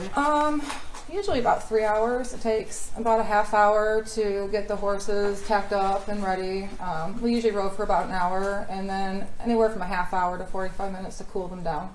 And with respect to the horses, did you and James go out there? Did you go every day? No. How did that work? Who went? How did you guys pick? Whoever felt like going or had the most availability. Sometimes I'd work late, past 6 o'clock at night. I couldn't go. There's nights that my son had to go to bowling that had taken. Whatever happened that day, we just say, I'm going, or you're going, or it just was a day-by-day thing. Okay, so I'm going to skip ahead. This has been admitted as Exhibit 84. This goes to March 8th and 9th. Okay, do you remember talking about those dates? I think so, yeah. Okay, now on those dates, the prosecution admitted Exhibit 84, which is up on the screen. These are texts between James and you, and it looks like you're saying you're going to have to skip the barn tonight. Do you recall that? Yes. Okay. And then you ask, is Ethan going to bowling? Correct. James says IDK. What does that mean? I don't know. All right. And you ask him about that. Okay, and I want you to describe, what are you doing in these text messages up on the screen here, these 4 in a row? Can you go back to the green one? Yeah. Okay. Here, I'm sorry. No, it's fine. I got it now. I was just texting him, asking him if he was home from school yet, Okay. and if he had his phone on him. So you're texting. I think, looking at this, we must have gotten into an argument about his grades and took his phone away the night before, which is why I was asking if he had his phone on him. Is it common for you to text repeatedly about someone? Are you home? Where Yeah. are you? Yes. Okay, so in your messages, is it fair to say we're going to see that a lot from you? Yes. Okay. Your husband wrote back, he does not get home till 3:16. Did you know what time Ethan got home every day? I knew it was after 3, like shortly after. I wasn't sure to the minute. Okay, well then you wrote, I told you to pick him up because he's upset and I don't want him to do anything stupid, God damn it. What did you mean by that? I don't know, just if he walked home, I was worried if he was upset, he would just walk to Little Caesars or Frosty Boy and not let us know, and then I'd worry, or he'd take the route through, there's like some kind of woodsy area to get to the trail to our house, and there's some homeless people that live back in there. It was just more or less, I was just worried about him just not wanting to come home because we got in an argument the night before. So when you say, I don't want him to do anything stupid, were you worried he'd hurt himself or anything like that? No.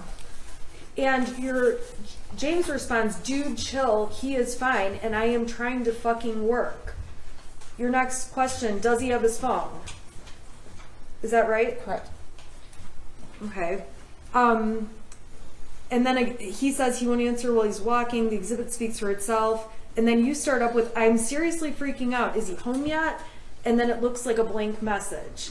Yeah. Why are you freaking out so much? Because he didn't tell me he was home. So, and I think he must have, I don't know, just with work, I couldn't get a hold of him. So it was like, why can't I get a hold of you? Why can't I get a hold of anybody? Okay. Did this concern you ultimately that something happened that day, or did this get resolved? I think he just got home and that was it. Okay. Now, the next day, which would have been the 9th, you and James, we can agree, went to the barn together that day, correct? Correct. The prosecution provided a picture, GPS exhibits, phone data exhibits, correct? Correct. All right. On that day, we agree you guys are at the barn together. Correct. Okay. I'm going to go to the prosecutor's exhibit 82 that was admitted. Okay. And you send him a message to Ethan that says, where are you? Or Ethan sends you a message that says, I'm sorry. You send a message to Ethan saying, "Where are you?" at 3:17 and 32 seconds, UTC -5, correct? Correct. All right, so then Ethan sends you all these texts. Can you get home now? I think that someone's in the house. Someone walked into the bathroom and flushed the toilet, left the light on. I thought it was you, but I came out, no one was home. There is no one in the house though. Dude, my door just slammed. Maybe it's just my paranoia. But when are you going to get home? Okay, what was going on that day? So if you go back to the beginning of the thread, Okay. is it the beginning? So you can see the time on there. That was the time I'd be driving home from the barn. And when I got home, he was asking me why I didn't answer the text, and he said the weird stuff was going on in the house again, and that was that. Okay, when you walked in, do you recall discussing these messages with him? It was mainly, I've been trying to text you, why don't you answer? And I told He him, said that or you said that? he said that. Okay. And I told him I was driving home, I wasn't looking at my phone. So why weren't you looking at your phone, or what's going on with your, did you have a signal? Do you not have a signal? What's happening? I could have had a signal, I don't know. I probably just had my phone in the front seat of the passenger side and didn't look at it. Okay. When you're out at the barn, do you get every text that people send you? No. What's your signal like out there? I have Metro PCS, so it's not as good as somebody had AT&T and Verizon, but there's very limited spots at any barn I've been at where there's any type of signal. Usually you have to find the one spot you'll see everybody standing at talking on the phone, but it's not all over the barn. What about on the roads to the barn? So that barn we were at, it was between Oxford and Groveland area. So all those roads, once I passed the market, there's no signal until I got to a fire station. Then I have a signal, and then once I pass the fire station, I wouldn't have a signal. When I hit a grocery store, I'd have a signal. Once I got past the grocery store, all the way to the barn, I had no signal. Looking back on these texts now from March 9th, okay, seeing him say, "There's someone in the house, I think. Someone walked in the bathroom and flushed the toilet, left the light on." Do you think he was having mental issues that day? No. What do you think, what is your conclusion about these messages at this time? He was just messing with us. Okay. Is this the kind of messing you previously talked about? Yes. All right. I want to go to March 20th. This is People's Exhibits 96 through 100. They established on this date you're out at the barn. This is you, yes? Yes. Okay. And another picture of you. Yep. And we've got data showing that you were out there, correct? Okay. And there's a text message exchange that was admitted as People's 96. I'm going to put that up on the screen for you, okay? Okay. So in People's 96, this is between you and your son, correct? Correct. He says, "Can you at least text back?" You're asking, "Where's your dad? Text me when you're done yet?" And he starts up with, I finished picking up the room. I cleaned until clothes started flying off the shelf. This stuff only happens when I'm home alone. I picked the clothes back up though." That's at, it looks like 2:34, and we may be off by an hour or so because it's that UTC. This one's -4. Your next text is, "Jumping in shower, text your dad if I don't respond." And your text, no matter what the time zone is 6 hours later. Do you recall getting these texts? It's 2 or days. messages? It's 2 days and 6 hours later. Oh, I'm sorry, you're right. 2 days and 6 hours. So do you recall, though, getting these couple on the 20th about, "I finished picking up the room, I cleaned until clothes started falling off the shelf"? Do you recall that? Only when we got discovery. Okay. Now, looking back on these days, are you thinking, "Oh my God, he thought things were happening that were crazy"? No. Do you think anything of it now? No. What do you think is happening in those messages? I just think he was messing with us. Okay, so those are 3 times where you guys are at the ranch and he's messing with you. Is that a fair statement? Yes. And at that time, that was months and months before November. It was in March, is that correct? Yeah. Okay, so beyond March, was there other times where he was saying these goofy texts and messing around? No, I don't think so. So there's two more dates I need to ask you about. I'm going to go to April 4th, which was a Sunday, and that is going to be exhibit that was admitted 101, okay? So exhibit 101 are text messages, and these are between, who are these between? Those were between my son and his friend.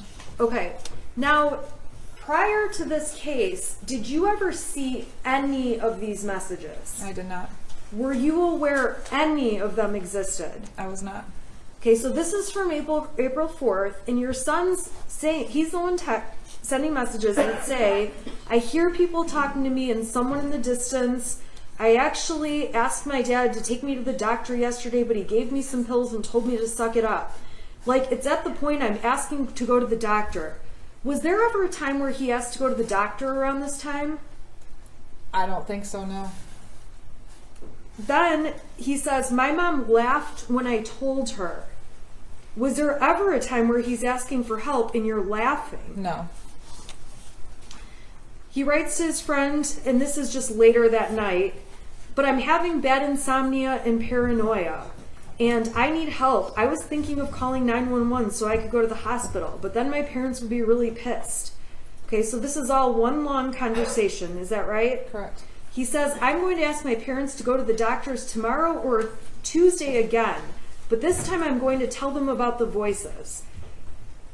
This text message or instant message thread, were you even aware of this? No. Do you remember any time where he came and talked to you and said anything about hearing voices? No. Do you recall there ever being a time where he asked you to go to a doctor or to get help and you said no? No. Or laughed at him? No. So when you see these texts with his friend, do you have any idea, and if you don't, that's fine, do you have any idea what he's doing with his friend? I don't have any idea. Okay. Do you know if him and his friend messed around with each other like you and your husband do with Speculation, him?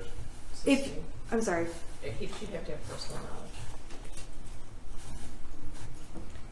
knowledge.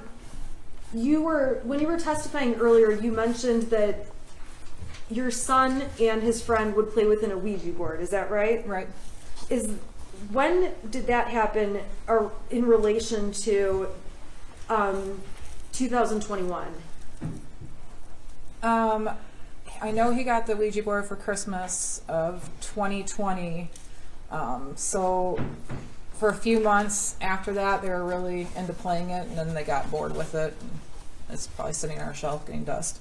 Okay. On April 29th, I'm going to turn your attention to that day. Do you recall texting his friend's mother? And I'm going to put up exhibit 104 on the screen.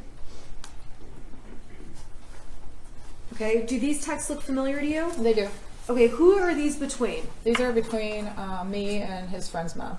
Okay, and you start off with my son is in bowling tonight. I just want to let you know, not sure if he needs a partner. Why are you texting that? I don't know why he wasn't bowling tonight, off the top of my head, but they have partners on certain nights of the week, and so him and his friend were always partners, so I was letting her know that he wasn't going to be there. Okay, and this is on one date, April 29th. Did you talk to her on other dates, or is this like the only time you talked to her? We've talked back and forth quite a bit. Okay. Now, on this date, you say he's been acting kind of depressed. I don't know what's going on. I'm not sure if there's something bothering him at school, but he doesn't really feel good. I can't get anything out of him. Friend's mom mentions he stayed home from school today, too. The only time they're happy is when they're together. talking about grades. You had mentioned, this is all new to me. I'm not used to my son being moody. He's usually pretty happy and will talk about anything. I do know he's been stressed about school and his grades. We called the school, but she wasn't in social do it tomorrow. I think his grades have a lot to do with it. I just got to a point where he's got so far behind and we were out of town. He's having difficulties making it up. Where were you guys out of town? In Florida, my mother-in-law had passed away, so we were gone for a couple of weeks in the middle of April, taking care of funeral arrangements and everything. And at this time, when you describe your son as being moody or depressed, did you think it was anything that warranted getting medical attention? No, he was just being quieter. He's a quiet kid. He was just being quieter than normal. And I'd ask him if everything okay. He'd say fine, but I could just tell he was a little sad. And I thought maybe I didn't see his friend in a couple of weeks, so I don't know if maybe they got into a fight and they weren't talking. So I was asking her if there was anything going on with his friend, which might have caused my son to be quieter than normal, but I think he was just really stressed out because those 2 weeks that we were in Florida, he got pretty far behind on his grades. Okay, so then it goes on and you end up saying, yeah, me too, I'm glad they're getting along, and it wasn't an issue with those two as to why he was being depressed. The online school is horrible. I've given up too. I told him just to do his best, don't worry about it, next year's a new year. And then maybe if his friend is feeling better, he wants to come over to work, and then you're talking about shooting up a gun range in the backyard, correct? Yeah, targets. Okay, so did this issue of him feeling depressed or acting moody, this one period of time, did that go on or did that discontinue? It discontinued. I mean, it was a little phase. And he seemed to be fine. Him and his friends started coming over more. I think it was more or less his friend wasn't coming over as much, and he just seemed quieter than normal. And you guys were you had just been out of town for Right. Yeah, and he just lost his grandmother, so that was sad too. Okay. All right, and then there was one other conversation that you had with his friend's mother that the prosecution introduced as Exhibit 105. I'm going to put that up, okay? So this is actually from, let's see here, starts off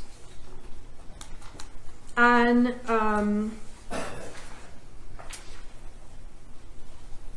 going to go to Halloween, so 10/31 of 21.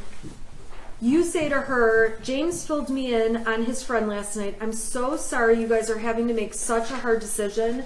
Please let me know if you need anything. What was that about?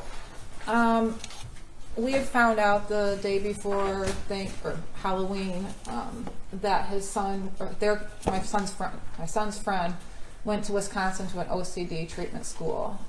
We didn't know. We had Halloween plans, and we were texting with his friend's parents about his friends still coming over to carve pumpkins on Halloween because they do that every year, and then they go out and trick or treat.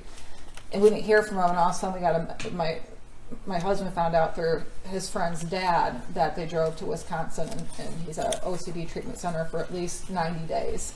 So it hit us really hard because we didn't really expect it coming. He didn't expect it coming. It was hard. Did you do anything different as a parent when his friend was taken away, essentially, to the hospital or the other school? I don't understand. Did you do anything different as a parent in terms of spending time with your son? I mean, we did as much as we could. Okay, tell us about that. Tell us about that month. I think we did more family game nights than normal. He was working a lot. I would check in with him, make sure he's doing okay. That's when I started asking him, do you have friends at school that you can hang out with? And if so, you're more than welcome to invite him over. Okay. I was more on point of the fact that he was sad. Okay. And even though he was sad, did you feel like there was anything where he needed help or needed mental health treatment? No. Was his loss of his friend being in his life anything that made you think he needed counseling or a therapist? Not to that extent, no. I'm going to unplug this so that we can go back to questions that don't involve exhibits, okay?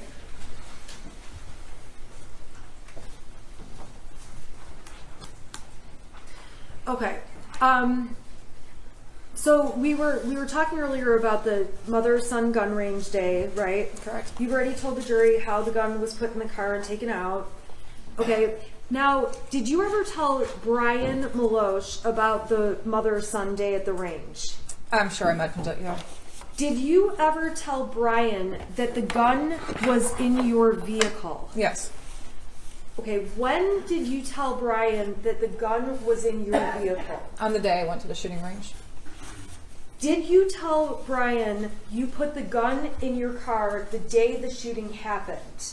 No. So when he testified to that, was that accurate? No, I think he was confused. Okay. Did you specifically tell him about the gun being put in your car that other time? Yes. Aside from that time that you drove to the range, was the gun ever in your car? No. Were you aware Brian had memory issues? No, I was not. Brian testified that he never met Ethan. Later in his testimony, he said he did. Did he ever meet Ethan? Yeah, a couple of times at the barn. Okay. And we went, he came to our house, he helped deliver a big TV that we got, and my son was there. Did you ever tell Brian anything about your son saying things or making you upset in any way like that? No. Did you ever tell Brian anything about he had mental health issues that you were worried about? No. So when we read your messages, which the prosecution admitted, the 77 pages, okay, it's fair to say the jury can read what you guys talked about and you reflect on all the, you talk about the past with Ethan, correct? Correct. Okay, so the jury can read those. We don't need to go through those. You agree? I agree. Okay. So we got to Monday. Monday is 2 days after you guys go for the Mother's Sunday at the shooting range. Monday, Miss Fine leaves you the voicemail. We talked about that already. Talked about you talking to your son about it, right? Okay, I want to go to Tuesday, the 30th. Okay? Okay. Do you remember Tuesday the 30th? I do. And that day, we saw an exhibit of you going into work. That happened? Yes. And we heard lots of testimony already about you getting a call from Sean Hopkins. Correct. He left me a voicemail and I called him back. Okay. When you called back, Mr. Hopkins testified that he sent you something. What did he send you? He sent me a copy of a math worksheet that had the scribbled out drawings on it. Okay. And I want to ask you, the night before that scribbles out drawing thing came to you, did you have any interactions with your son? Yes, we did. What were those about? I saw in Power School that he had an E in geometry, so we got in an argument again about his grades. We took his phone away and told him that he couldn't go to the shooting range until his grades were brought back up. Okay, so you guys had this argument the night before. We saw lots of messages where you thought everything was fine that Tuesday morning. Is that how you felt? Yeah. Okay. So when you got that math paper texted to you, do you recall saying anything to Ethan on the phone, on speaker? Yeah, I asked him why he did that. Okay. What were you thinking at that point? I was actually kind of angry because I thought he did that in like defiance of us yelling him about missing assignments, and here he is drawing pictures on an empty assignment page in geometry. So you felt like it was specifically him sending you a message about the night before? Yeah. Is it fair to say you took it personally? Yeah, I did. Okay, so what did you do? I had asked Mr. Hopkins if he had the original, and then he sent it to my email, which then I opened up and looked at it, and it's like, okay. What did you think when you saw that? I was a little concerned.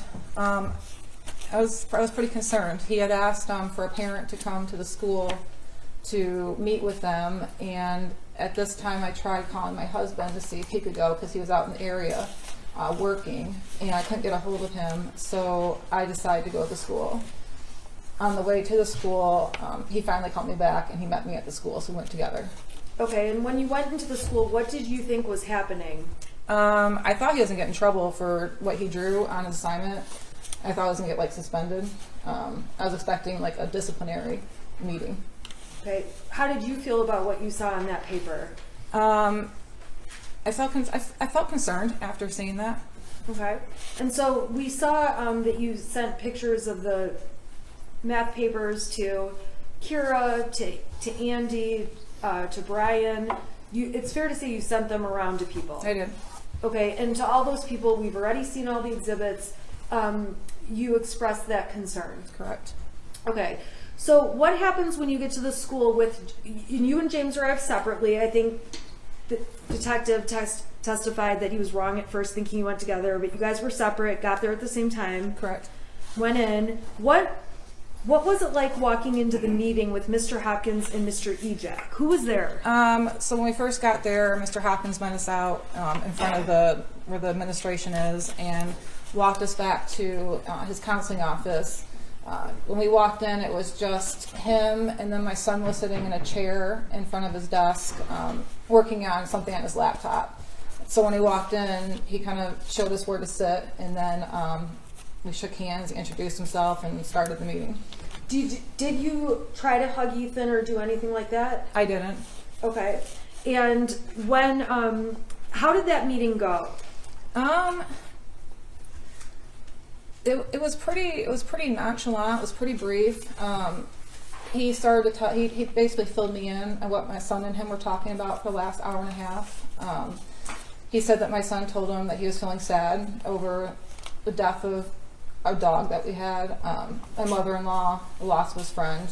So we talked a little bit about that. We confirmed it. We just said we agreed it was hard on him. He told us that he didn't feel my son was a risk, and actually gave him the option if he wanted to stay at school or go home. My son wanted to stay at school, so we all discussed that. Did you feel like you were taking the position of I am leaving him at school whether he can be here or not? No, absolutely not. Okay. Were you surprised or were you not surprised? Did you have any feelings about whether or not he could stay at school? I didn't really. I thought the advice that they were giving us was a good advice. We talked about him being sad, and then he said being around peers usually helps. We all agreed to that. My son gets very stressed out when he does virtual school, so we agreed that it might stress him out more to do his school remotely the rest of the day.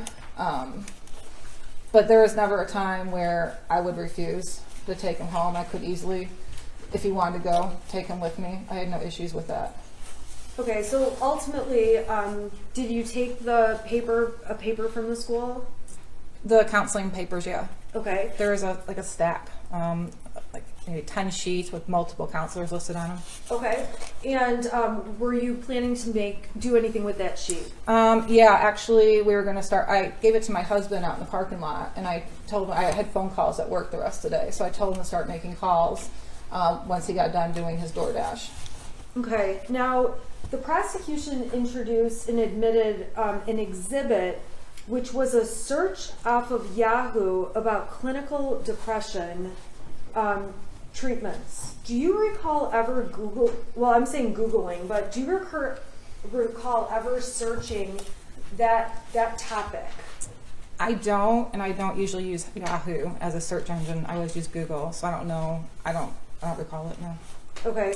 Do you recall how or if you ever saw anything on Yahoo about clinical depression? I don't remember specifically seeing anything. I might have looked at something when my husband was going through a really hard time after his mother passed away. He was he was drinking a little bit more than usual, and you just tell he wasn't right. So I might have looked at something at that time, seeing if he was depressed, but not. I don't know where Yahoo came from. You don't know how the Yahoo came to No. be? Okay. When you're on Facebook and Instagram and all those things, do you ever hit the clickbait stuff? Sometimes on accident. Sometimes I do on purpose. Okay, so that search on Yahoo, you don't remember ever putting that in the search bar? No. Okay. But you are saying it's possible you looked at it. Is that It's possible. okay? All right. So let's go back. So you're at the meeting. How did the meeting end? So we all decided that my son was going to go back to his class. So we wrote in a pass to go back to class. After he left, all four of us were in the meeting, and they asked if we had any questions, and we did not. And then I said, I'm going to go back to work. And we left, and I went to work, and my husband did DoorDash. And Did you mean to be abrupt about ending the meeting? I didn't think I was abrupt. Did you think you ended the meeting? I think it just automatically ended when they asked if we had any questions, and I said no. Okay. So when there was testimony about that, I'm sorry, strike that. Let me ask Ms. Smith, I don't want to interrupt you. I'm looking for a natural break. We could do it now. Well, do you need a break? Yeah, Yeah, that's fine. I'm trying to just want to be considerate of. No, we can go anytime. That's fine. Okay, I don't want to interrupt you. You're not. You're fine. It's fine. So, can you take it until about 5 after 3? Second? All right for the jury?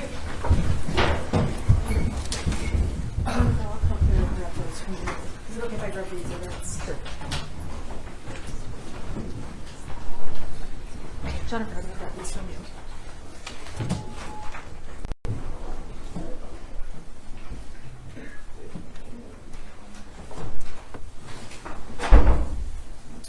Not to be seated. I don't usually like to interrupt people's direct, but I know you have quite a bit more, and they've been at it since 12:30. So we're going to take about a 10-minute break till 5 after 3. Okay. Judge, based upon the testimony, I need to pull some exhibits, so it'll be longer than 10 minutes. I'd like to get ready to cross after direct. So, we'll do that now, but it'll be longer than 10 minutes. Okay. If that's okay, we're gonna need some time, I think. Yes. Okay. Well, you have quite a bit of direct left, I think. I You have- quite a bit. You're some. I Right? have- I don't know how to. I've gotten through 3/4 of it, so Okay. I'd say I have a quarter of it left. Okay. And a lot of it is probably going to go pretty fast because the exhibits speak for themselves, and they've already admitted videos of all of it. So, Okay. All right. You can take her down, and can you guys let me know then? I don't like to let them sit very long. If you let me know, Sure. I mean, you're not talking about half an hour or an hour, anything, right? Not an hour, no, but We're trying to avoid standing up and saying we need a time and having to take another break, but No, I get it. we'll go as fast as we can. There's a lot of things she testified about, I think that Mr. Keese wants to. right. Well, I just Your wanted Honor, to- I moved fast with their exhibits. Oh, I it's kept good, going. it's I good. didn't take breaks in It's between. good. It's good. I'm more concerned about the jury sitting than anything. Sure. Okay. Yeah. Sure. Thank you. All right.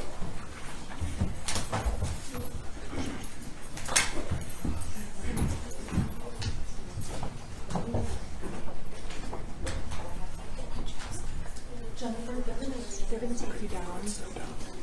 They're gonna take you down, and then they're gonna bring you back up. Okay. They're gonna take you down, and then they're gonna bring you. Okay. Okay. Don't talk to anybody about the testimony.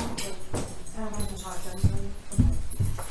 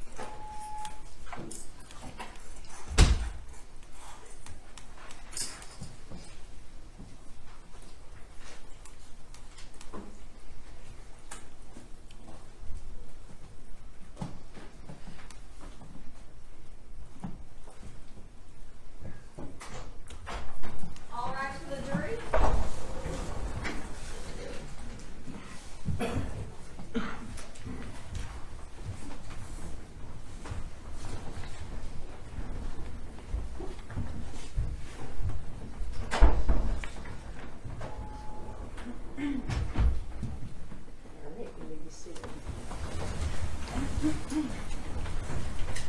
Crumbley, you are still on, Okay. right, go ahead. Okay. All right. You ready? Okay. We were talking about the meeting at the school, and I think the jury's heard a lot about that meeting. Okay, so I'm going to fast forward. You go back to work, right? Yep, We saw the exhibit of you walking back in. correct. Okay, we heard Amanda Holland testify about how she gives you some advice. Do you recall her giving you advice? I don't. Is she somebody you go to for advice? No. Why not? We were never like friends outside of work, and she was Andy's administrative assistant, so it was just formalities really with her. We didn't really have anything in common. Her child was real young, I had a teenager.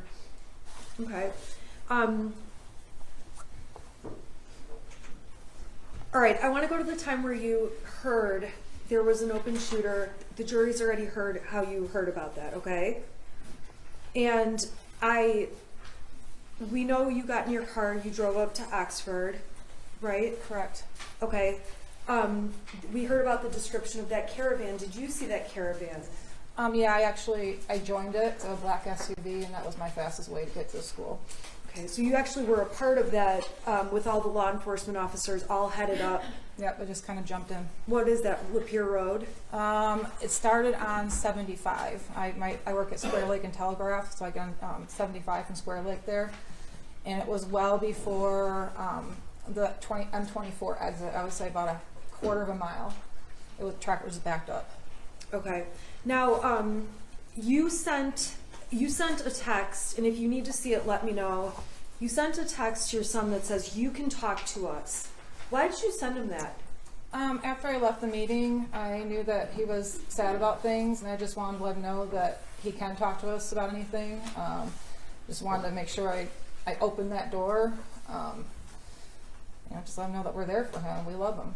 Okay, and he said he loved you. Do you recall that? I do. Okay, was there anything unusual about that? Yeah, he's at that age where it was hard to get "I love yous" back out of him. For me to open my text and just see him randomly saying "I love you" was abnormal for him. Okay, did you think anything at that point? No, not right at that point. I think I said text back "I love you too." I don't remember. I believe I did. Yeah. Okay, and later in the thread you say, "Don't do it." So when you hear there's an open shooter at the school, I want to know in your mind, what do you believe is happening? Well, my husband had called me when I was still at work, and he said there's an active shooter at Oxford High School, and I can't get a hold of Ethan. And that's when I opened my phone and I saw the "I love you" text. And then I texted him, "Are you okay?" In the process of it, I was getting my stuff and running out the door, letting my boss know that I had to go to my son's school. It was on 75 when I was trying to get to the exit that my husband called me and he asked me where I hid the bullets, and I told him, and then he said the gun is missing. So instantly I'm like, oh my gosh, he's got the gun. I didn't actually think he was at the school shooting it. I thought maybe he walked home and got the gun and was in the field by the school. I didn't imagine my son actually going to a school and shooting. And then when we got more updates, I was like, oh my gosh, he's a school shooter. He's going to kill himself, because in my mind, that's what school shooters have done. They've killed themselves after. So I yelled in my talk to text, "Ethan, don't do it," because I thought he was going to kill himself. At that point, did you think Ethan had killed anyone? No, I didn't even think he shot anyone at that point. Well, that was going to be my next question. Did you believe he injured anyone or shot anyone, did anything? No. I thought he was going to kill himself. Okay. So you find out the gun's missing, so you do think he's got the gun, but is going to turn it on himself. Right. Okay. So where did you, at that point you went to the substation? I think we saw the video. Yeah, my husband had called me when I got close to the house, and he said the substation just called and they want us to come down there. They have my son. And so I picked him up on the way, and we drove to the substation together. When you say picked him up, picked who up? They,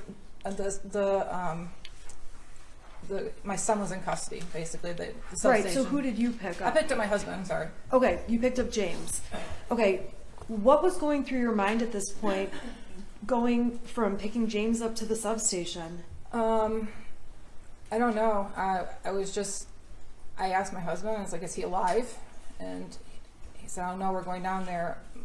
I didn't really know what to think. I was kind of it was kind of hazy. It was kind of, everything was a little surreal.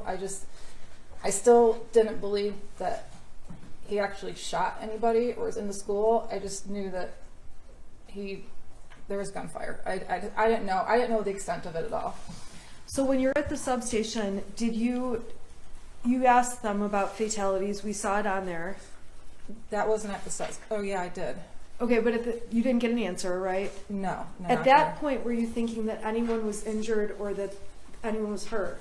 He did say there was injuries, and at that point, my mind went to, we can handle injuries. We can handle injuries. I went into kind of like go mode, like, what do we have to do? My son's arrested.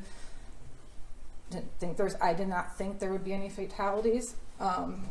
You didn't think there would be any injuries? No, I didn't think there would be injuries. I didn't think of anything, but I just went into that mode, like, we can handle injuries, and we can figure this out and go from there. Okay. We saw the interview at the substation. Yes. I'm not going to go through all that with you, okay? After that, you go to your house. Is that correct? Correct. And the next thing, police are at your door. We were at the house for a minute, and we were putting some hot water on the oven, on the stove. My husband walked out back to the side of the house. I saw him walk towards the end of the driveway through my kitchen window.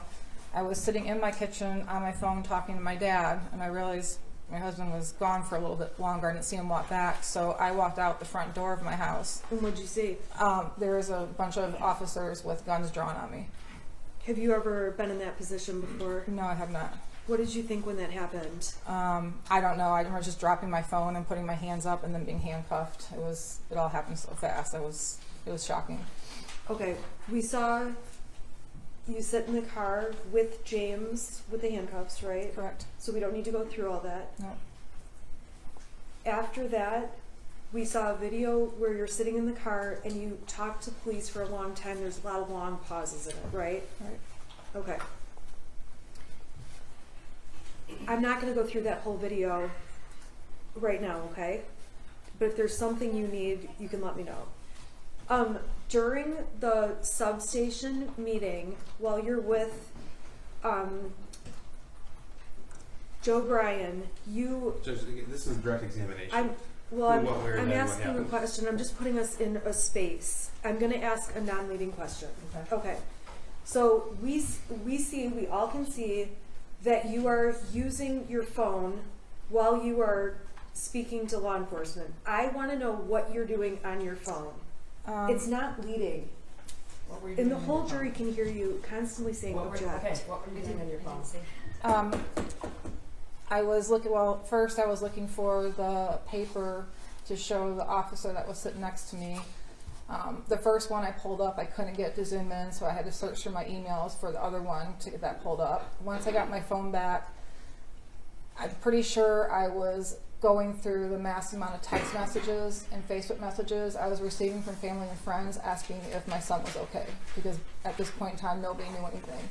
I was also messaging with my boss, who happens to be an attorney, trying to get his advice on what to do. I was on my phone, I'm not going to deny it. I was probably looking at text messages and Facebook messages and just trying to get updates on anything. Is that the same or different when you're in the back of the patrol car? What do you mean?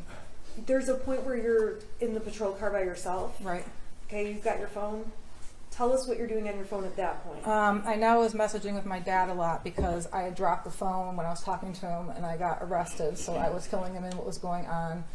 I was also messaging immediate family members and close friends that my son was okay, but he was the shooter. So that's mainly what I was doing. What was your state of mind like at that time? I don't know. It was pretty numb. I didn't really believe. I had a hard time. I don't know. I was numb. I didn't really believe like everything was happening the way it was. It was surreal. My mind was in all different places. As well. Okay, so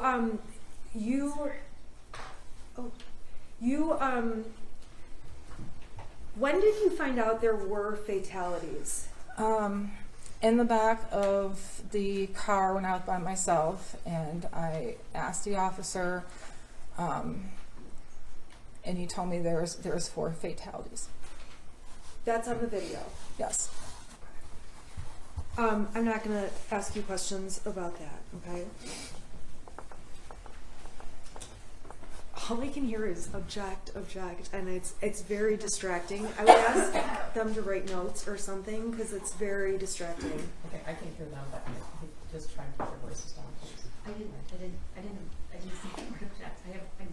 Okay, Okay. We're not saying object. okay, well, she can hear you saying something apparently, so. Okay. So this is the time where you find out there's fatalities. I'm going to move on to a different topic. On your cell phone, do you have a habit of deleting messages? Usually it's threads. Okay, explain to the jury what you do, because go ahead and explain. Well, on Facebook, I do a lot of Facebook Marketplace, so I get a lot of messages. What's Facebook Marketplace? Where you buy and sell things. So the first main screen of my phone will get clogged up with Marketplace messages, so I'll just delete threads so my main people come up that I talk to on a regular basis. If that starts getting full, I delete those threads too. Same thing with text messages. I delete threads until the main people I talk to are up on the main screen, so I don't have to scroll down to find them.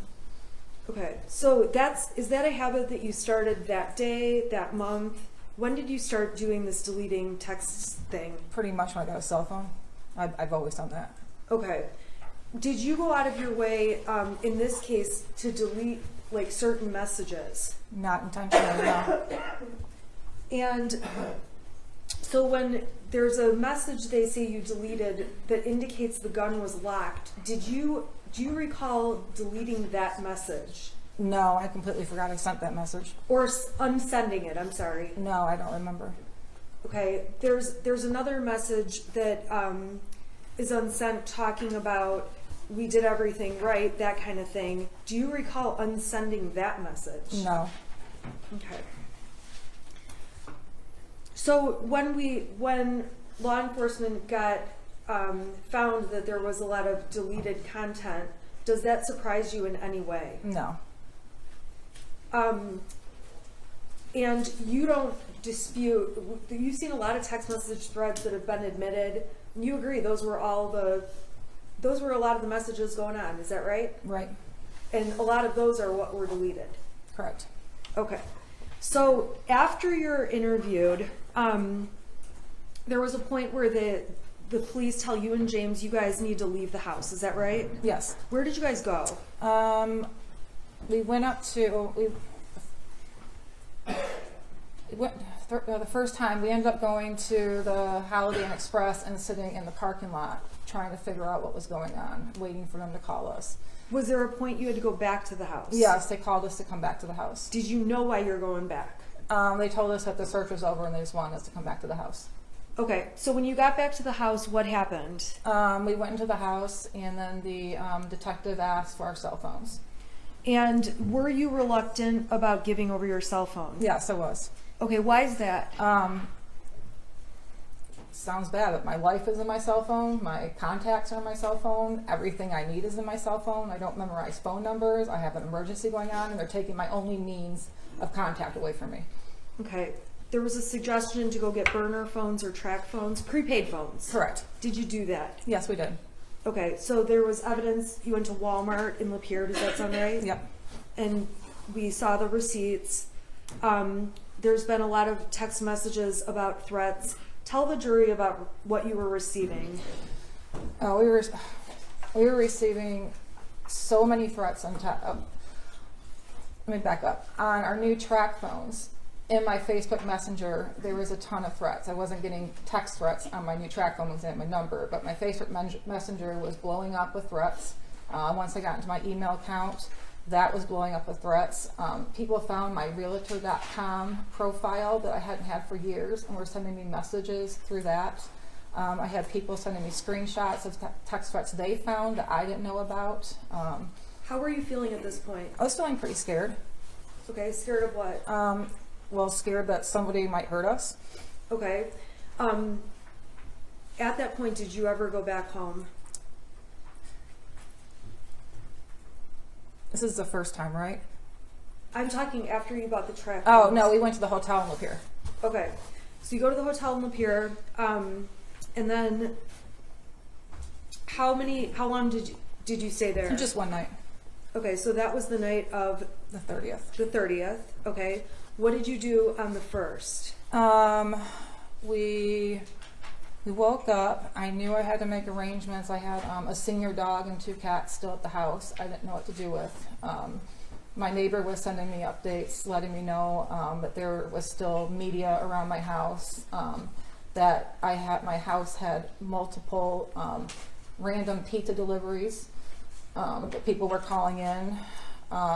So I had to get dog food for our dog, and I met her at the actually in the church parking lot behind Red Naps that afternoon to give her the food. Okay, and I believe that we've heard about that and saw the GPS stuff. Did you go to any banks? Not on that day. Okay, did you go anytime that week? Yes. All right, why were you going to banks? When all this unfolded and we found out that it was my son that was a shooter, I get a lot of advice from my dad. My dad's been involved in some civil suits before. He told me that there's probably going to be a lot of lawsuits, and they're going to try to take your assets. And I didn't really have any assets. The bank owned my house, the bank owned my cars, and all I had was the cash in my bank. And he said they could freeze your account. So I went and withdrew money from my account. My dad also deposited extra money in my account during that time to give to us, help us retain a lawyer, which I withdrew as well. Okay, so you withdrew that money. Did you withdraw anything from an account that had Ethan's name on it? We transferred money from that savings account to our account. Okay, explain that account. I know it says Ethan's name on it. Is anyone else listed on the account? No, it's a Simply Kids savings account through Flagstar Bank. So he opened it with $200. I don't think he really had any more than $100 left after things he wanted to buy, but I transfer money from my check into that account, so we kind of use it as a savings account too. Okay, did you leave any money in that account? If we did, it was very little. Okay. On December 1st, we heard testimony already that your son was charged. You watched online. Is that accurate? Correct. Okay. We heard on the 1st, did you guys stay at the hotel in Lapeer, or did you go somewhere else? No, we went to the extended stay in Auburn Hills. Okay. Why is that? Probably for the cheapest rates, and it was a decent hotel. Not any other reason why. Okay. So how long did you end up staying at the extended stay in Auburn Hills? We ended up staying there for 2 days. Okay. And then we've heard testimony that charges were going to be announced at some point. Did you know when charges would be announced? No, I was kind of following the news articles, trying to get updates. My cousin was sending me a lot of texts, saying, I think they're going to charge you too. We didn't think I would get charged, maybe my husband, because the gun was in his name. So we had an awareness of it, but I don't think it really actually set in that it was going to happen until it did. Okay. So we heard testimony that on December 3rd, you end up at an art studio. Explain to us what was the hotel? Extended stay in Auburn Hills. Correct. Okay. Tell us all where you went. How do you get from that hotel to to the art studio in Detroit and why? Give us the rundown. So we ended up going to Owasso to get our normal cell phones. We couldn't shut down accounts. Why couldn't you shut down accounts? Because the two-factor authentication, so it was sending a text message to my old phone number that I didn't have, so I had my employer yelling at me to shut down my LinkedIn account, my Instagram account, because I had my employer's name all over it, so we had to get our cell phones with our old numbers on it to get that back. Were you trying to deactivate Facebook and stuff too? I was trying. Well, I already deactivated Facebook. My husband needed to deactivate his Facebook. I had to deactivate LinkedIn and Instagram, and I couldn't get into my email on my burner phone because of that two-factor authentication code thing. Okay, so you guys went to Owasso and Yes. got what? We got regular cell phones with our old numbers on it. Okay. Then what? Then it's when Andre, my friend, called. Is there any reason you went to Owasso to get those phones? Yeah, we didn't feel safe in the local area. Okay, so you drove like the hour they tested. Okay. All right, so then what? So my friend Andre, who owns the art studio, called and was checking in to see how we were doing, and he wanted to stop by our hotel. It was the night of the 2nd. So he actually came to our hotel that night, and he invited us to come to his art studio the next day just to be around a friend, he wanted to buy us sandwiches, he wanted to show us art studio. He's just a really nice guy that was just offering a friendship during that time when we didn't know what was going on. So that's how we ended up going to the art studio. Okay, how did you get to the art studio? I drove. Okay, drove what? I drove my car, and my husband left our other car at the hotel. Okay, so we've heard about how one car is like left at this hotel. That's because you guys went together to Correct. Detroit. Correct. Okay. Did you know you were going to get charged at that point? We had heard they might announce charges sometime that day. Okay, but I want to know, did you know you were definitely being charged at that point? Oh, no. Okay, so tell us what happened when you got to the art studio. I think we saw him show you where to park. Is that what happened? Yeah.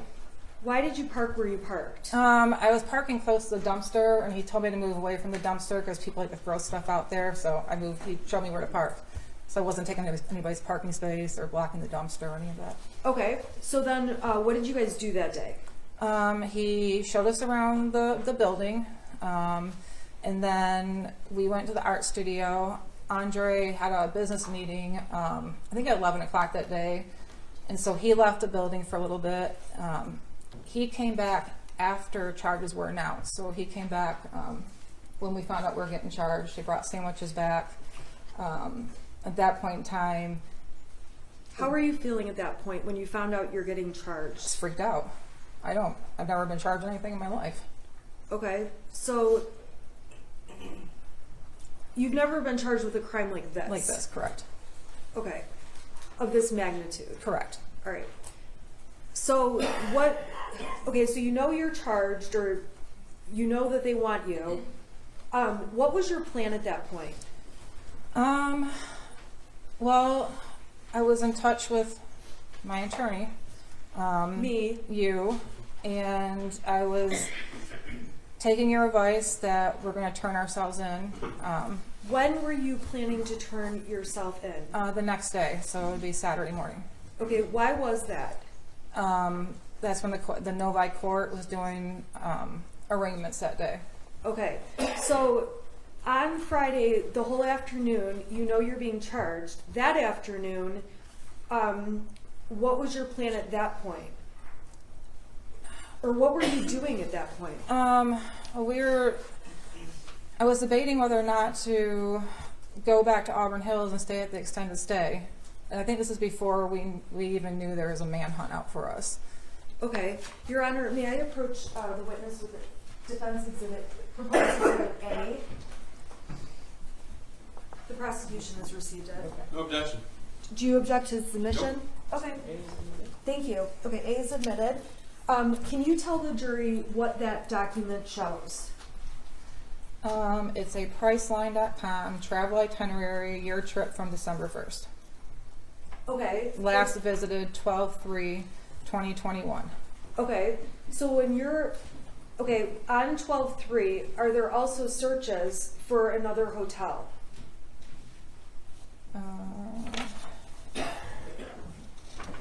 I think so.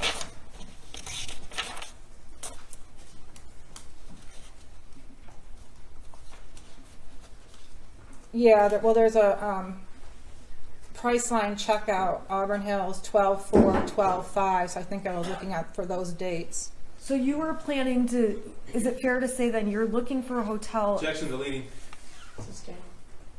All right, so that exhibit, what does it tell you about your plans for 4/4 to 4/5? To be in Auburn Hills, extended stay. Okay. What is Priceline? It's an app where you can get last minute hotel deals.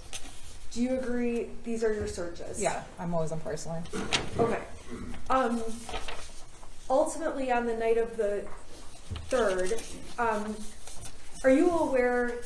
were you aware on Friday afternoon if you could go into court that afternoon? What was your awareness? I was not aware that we could go into court that afternoon. I was just waiting on direction from you to what we're going to do the following day and turning ourselves in. All right. So the prosecution showed lots of pictures of the art studio. We agree. That's what it looks like, right? Right. Okay. Did you guys sleep on that mattress that night? Yeah, we did. It was actually in the hallway, a common hallway the business shared, and we pulled it into the art studio and slept on it that night. Okay. Did you, the prosecution showed receipts and supplies that were bought, things like that. Who went to the store and did that? My friend went to the store. We gave him a list, and he picked up things for us. Okay. Why didn't you go to the police department? This is so distracting. I'm having a really hard time. I can move maybe and ask. Okay, try not to talk. Okay. So who bought those supplies? My friend did. Okay. Why didn't you and James just go on your own to the police department and turn yourselves in? Because we didn't feel it'd be safe. Okay. Why is that? Just the fact that the entire community and Michigan knew that we were expected to turn ourselves in at the police department, so they would know where to go. Okay. And so that night, what did you and James sleep there? We did. What time did you go to bed? What happened? Just really quickly. I want to say it was after 11, maybe around 11 o'clock, when we finally went to bed. We both, I'm prescribed Xanax for anxiety, and we each took 4 because we knew we were going to turn ourselves in the next day, and we hadn't slept in 4 days, and we just wanted to sleep. Okay. So you each took 4. We did. Okay. And so the next thing, the next piece of evidence we saw was them coming into that art studio. Do you recall that? I recall my husband screaming, and there was people with guns again in our face, officers. What were you doing prior to hearing your husband screaming? We were sleeping. Okay. Were you aware there was anything going on? No, it was not. Okay. We saw the video, so we don't need to go through all of that. And the prosecution admitted, I'm going to put it up on the screen, People's Exhibit 150, and I just want to verify with you. I'm sorry, can you turn it on actually?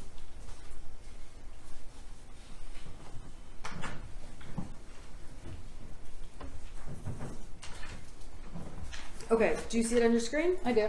Okay, what is that? That's an alarm we set for, or I set for the next morning, For Saturday for morning? Saturday morning, correct. Okay, do you recall why you set it for 6:30, 6:45? Is there 2 alarms or 1? Yeah, there's 2. Okay, why did you set those alarms? Because we were going to wake up and drive to the Novi courthouse and meet you there by 8:30. Okay, and what was your plan there? What was going to be your plan when you got to Novi? We were going to be arraigned. Okay, now,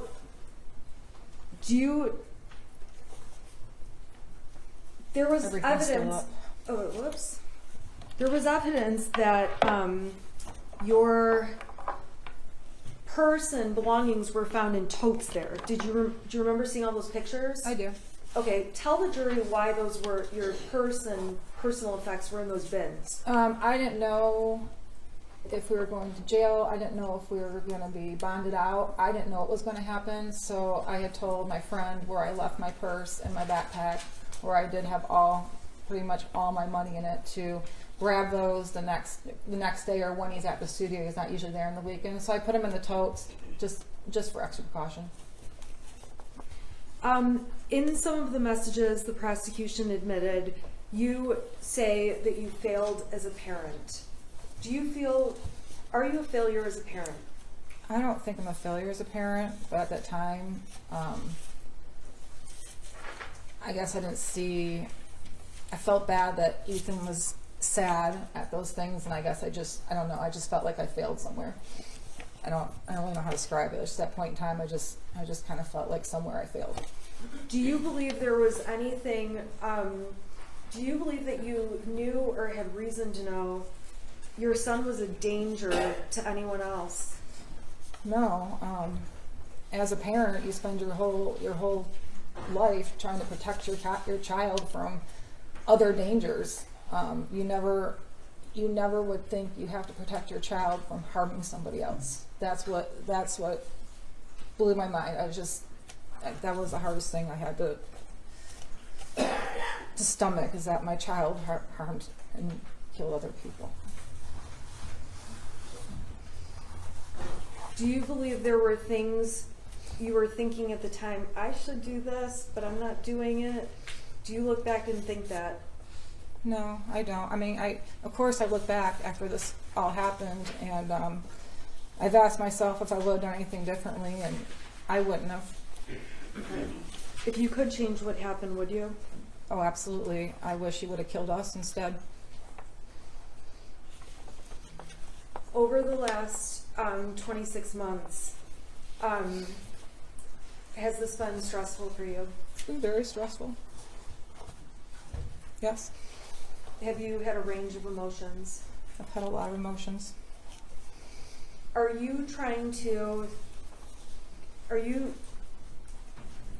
you believe you are the victim here? I don't want to say that I'm a victim, because I do not want to disrespect those families that truly are the victims on this. But we did lose a lot. Okay. You've lost everything. We did. I'm going to have you come back tomorrow morning at 8:30 in the morning. All right? I'm always looking for the natural break. I need to instruct you, during the trial, do not read, listen to, or watch any news reports about the case. Under the law, the evidence you must consider to decide the case must meet certain standards. For example, witnesses must swear to tell the truth, and the lawyers must be able to cross-examine them. Because news reports do not have to meet these standards, they could give you incorrect or misleading information that might unfairly favor one side. So to be fair to both sides, you must follow this instruction. Do not go on social media, do not post, do not go on Facebook, do not do research, do not discuss the case with anyone, do not watch the news, do not read a newspaper. You guys have been really great, and we appreciate it. All right, so I'll see you tomorrow at 8:30. Okay. All rise for the jury.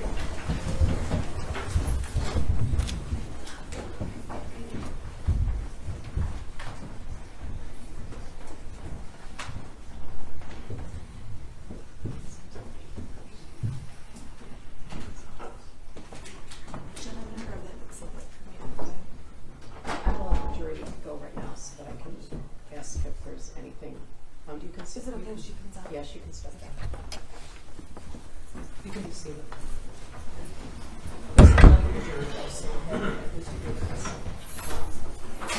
You're going to do cross tomorrow Yes. morning. And then do you know what you're going to do next? I don't. Your Honor, my client and I have a number of witnesses on our list. Okay. And to be quite frank, I'm going to go to meet with her. Okay. Or I have arrangements to meet with her. Okay. I have opinions about what we should do. I know that our opinions have not matched, and so we need to have some discussions. Okay. I just don't know who I'm going to be calling based on that. But the prosecution has my list. Okay. It's the same as it's been. Nothing's changed. Okay. I actually have 2 names I can give them that I know I'm not going to call. Okay. Judge, but shortly before trial, the people filed a notice of intent to admit something should the defense counsel assert a privilege, that privilege being attorney-client communication. Questions asked of the defendant, I believe, caused a revisiting of that ruling. Okay, you know what? Meaning that there was a thumbnail photograph recovered off of the defendant's phone from a time period where the police were on scene at 1111 Bellevue in Detroit. The defendant has testified that she was waiting to hear for instructions from Ms. Smith. She can't testify to any communications between herself and her attorney without waiving the privilege. That privilege has been waived. We should be now entitled to explore what that text message was. The timing of it was very important, especially considering the timing of the 911 call in Detroit, as well as the timing of the fugitive team's arrival in Detroit, and the timing of the arrest of the defendants. Are you talking about the text that I already saw? Yes, Judge. The 2-word text? Now, but the issue is, when it was seen, it was immediately closed because it was recognized as potential. Okay, I understand that. I guess I'm asking you to be more specific without me being more specific. Well, there were 3 texts, not 2 words. Okay. No, is that what I saw already? Yes. Okay. So I guess a few things come to mind. When I received that, we had a previous motion about this. It's unclear to me whose phone that was. That's just one thing among many other issues. Right. We can't explore it if it's a potential attorney-client communication. So it was never investigated. That's why we brought it to the court's attention and counsel's attention immediately. Your And Honor, that's after consultation actually with the Michigan State Bar Ethics Hotline. So Well, one of the reasons I asked you that is because I know there were 4 phones from there, and 2 of the phones didn't have specific numbers. I don't know if that came from one of the phones that specifically belonged to one of the defendants. yes, the answer to that question is yes. Okay. Your Honor, if I may, when I was questioning my client, I was asking her what her plan was, what she was planning to do. She said what she was planning to do. I didn't expect that she was going to say, anything about me. I thought she was just going to say we were waiting for information, we were waiting to turn ourselves in, waiting for directions, and we had a backup plan. We'll go to court on Novi in the morning. I don't believe she's opened attorney-client privilege as to this topic. And to be honest, I don't even know what they would have. This hasn't been an issue since the beginning of the case. It's not just the privilege, it's also to impeach what we believe to be false testimony. That's important in cross-examination. Your Honor, the prosecution has tried to make me a witness, but I've made arrangements often with law enforcement and prosecution teams to turn my client in. I have never seen. The police are not required to wait. I'm not saying that, but Right. what the police did is they tried to make me a witness. They made police reports with my text messages and tried to turn me into a witness when it's typical for I think you're giving them too much credit. well, for when it's I texted Karen McDonald and said I was representing the Crumbleys. Okay, but On Friday morning, the she police- would not get back to me. she doesn't have to get. I know back to she you, and doesn't. The police do not have to ask you for permission to arrest your client. I completely agree. That's not what I'm suggesting. I'm suggesting that I was waiting for Miss McDonald to work with me to turn her in because she texted me the night Prosecuting before attorney does we'd not work arrange it out. fugitive surrender. We Well, actually had evidence of that. I Sergeant thought- Hendrick as well as Lieutenant Willis. I thought we had professional courtesy going, that we were working together, and then she wouldn't call me back all day. And I said, okay, then we have to go turn you in. I want to turn her into a court. So we went to the Novi. We were going to the Novi court at 8:30 because they do weekend arraignments. Okay, I've heard all of this before, but the thing is, you cannot testify to this. I understand, but I'm saying that the prosecution is trying to make me a witness by I'm having them trying put to keep police within the reports guidelines. together. That's why we've had the waiver. This came up from the beginning of the case. There was I concern about that. I agree with you, and I thought the concern was over because they dropped it, and I had to bring it up No, yesterday. they didn't drop it. It's just been dealt with in waivers and motions and things like that. So you know, if your client raises something, I guess I'd want you to specify whether it's in a filing exactly what you're saying or exactly what you want to admit, because I think that we're, you know, treading on difficult ground that Judge, we've been treading on since the case started. We signed a waiver specifically for this. It was Not for March this. of 2022 that paragraph 13 of that waiver, the defendant will not be able to use, and actually the court on the record said, Ms. Smith, you understand that flight is issue, and an issue in this case, the court remembers, but it was early on in this case. Your That's why we Honor- had the waiver. Okay, Could the court- I can't interrupt each I'm sorry. other. We can't interrupt each other. So I guess tell me what you are specifically requesting. So Because we need, the chronology, because she says she was asleep when the police are at the door or whatever it is. yes, it goes into all of that. It goes into all of that. So there's again, this was a thumbnail of a text message that we immediately, the individual at the prosecutor's office who saw it, immediately closed it because he recognized a potential attorney-client material. Before he did, he noticed the timestamp on that. The timestamp is exactly, I think it's actually 2 minutes off of a timestamp from a text message between Ms. Smith and Sergeant Hendrick, where Ms. Smith indicated she cannot get a hold of her client.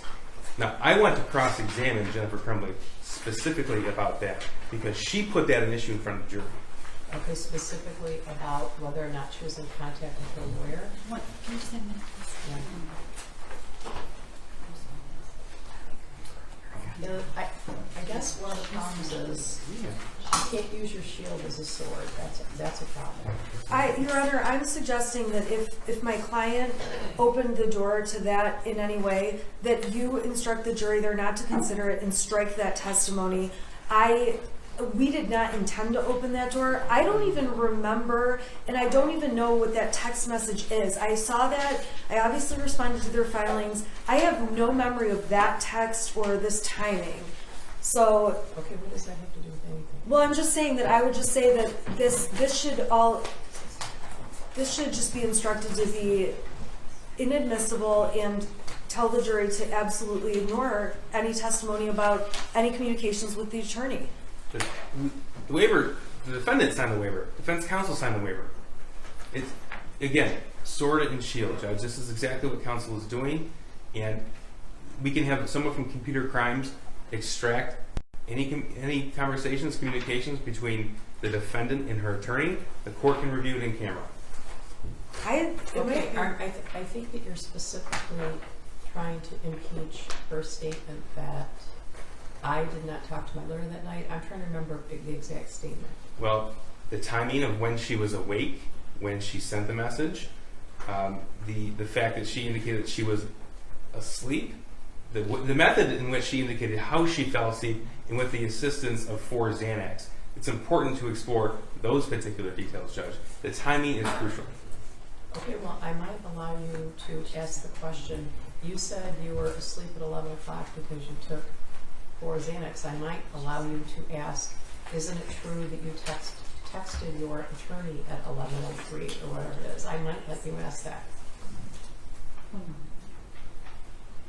But the thought that you want me to do an in-camera review of every communication between Mrs. Crumbley and an attorney that could potentially breach the attorney-client privilege, I'd be satisfied with just that timing, that message, Judge. okay, well, I guess I'm going to invite you. I feel like every night you're getting a homework assignment. Of course, I have my own homework assignments.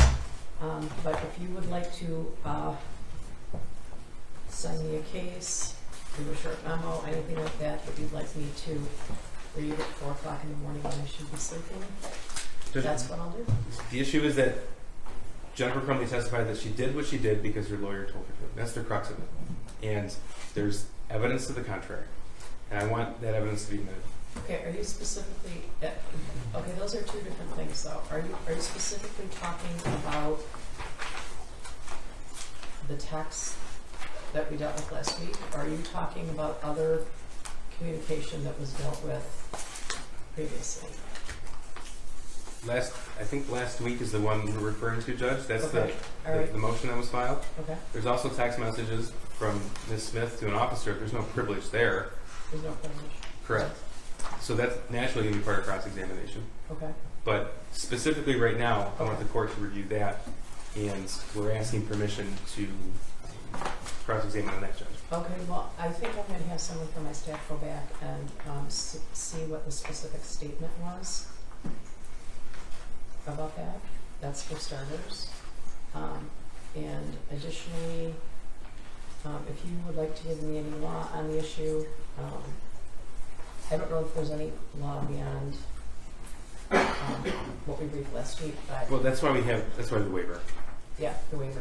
Well, I might be inclined to ask her, to let you ask, isn't it true that, did you testify that you were sleeping at 11:03? Yes. Isn't it true that you texted your lawyer at that time? I may allow you to do that. Anything else? I don't think so, I'm going to have someone from my staff review the record and determine exactly what was said. I think that's important. It was in March of 2022 on the hearing we had.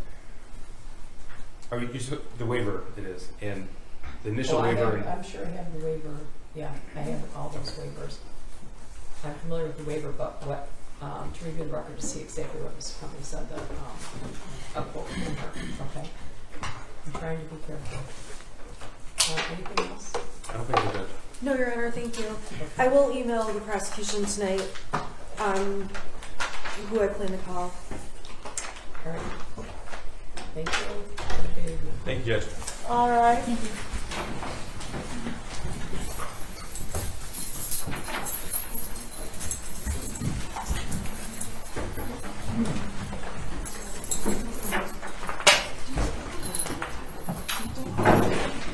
You may be seated.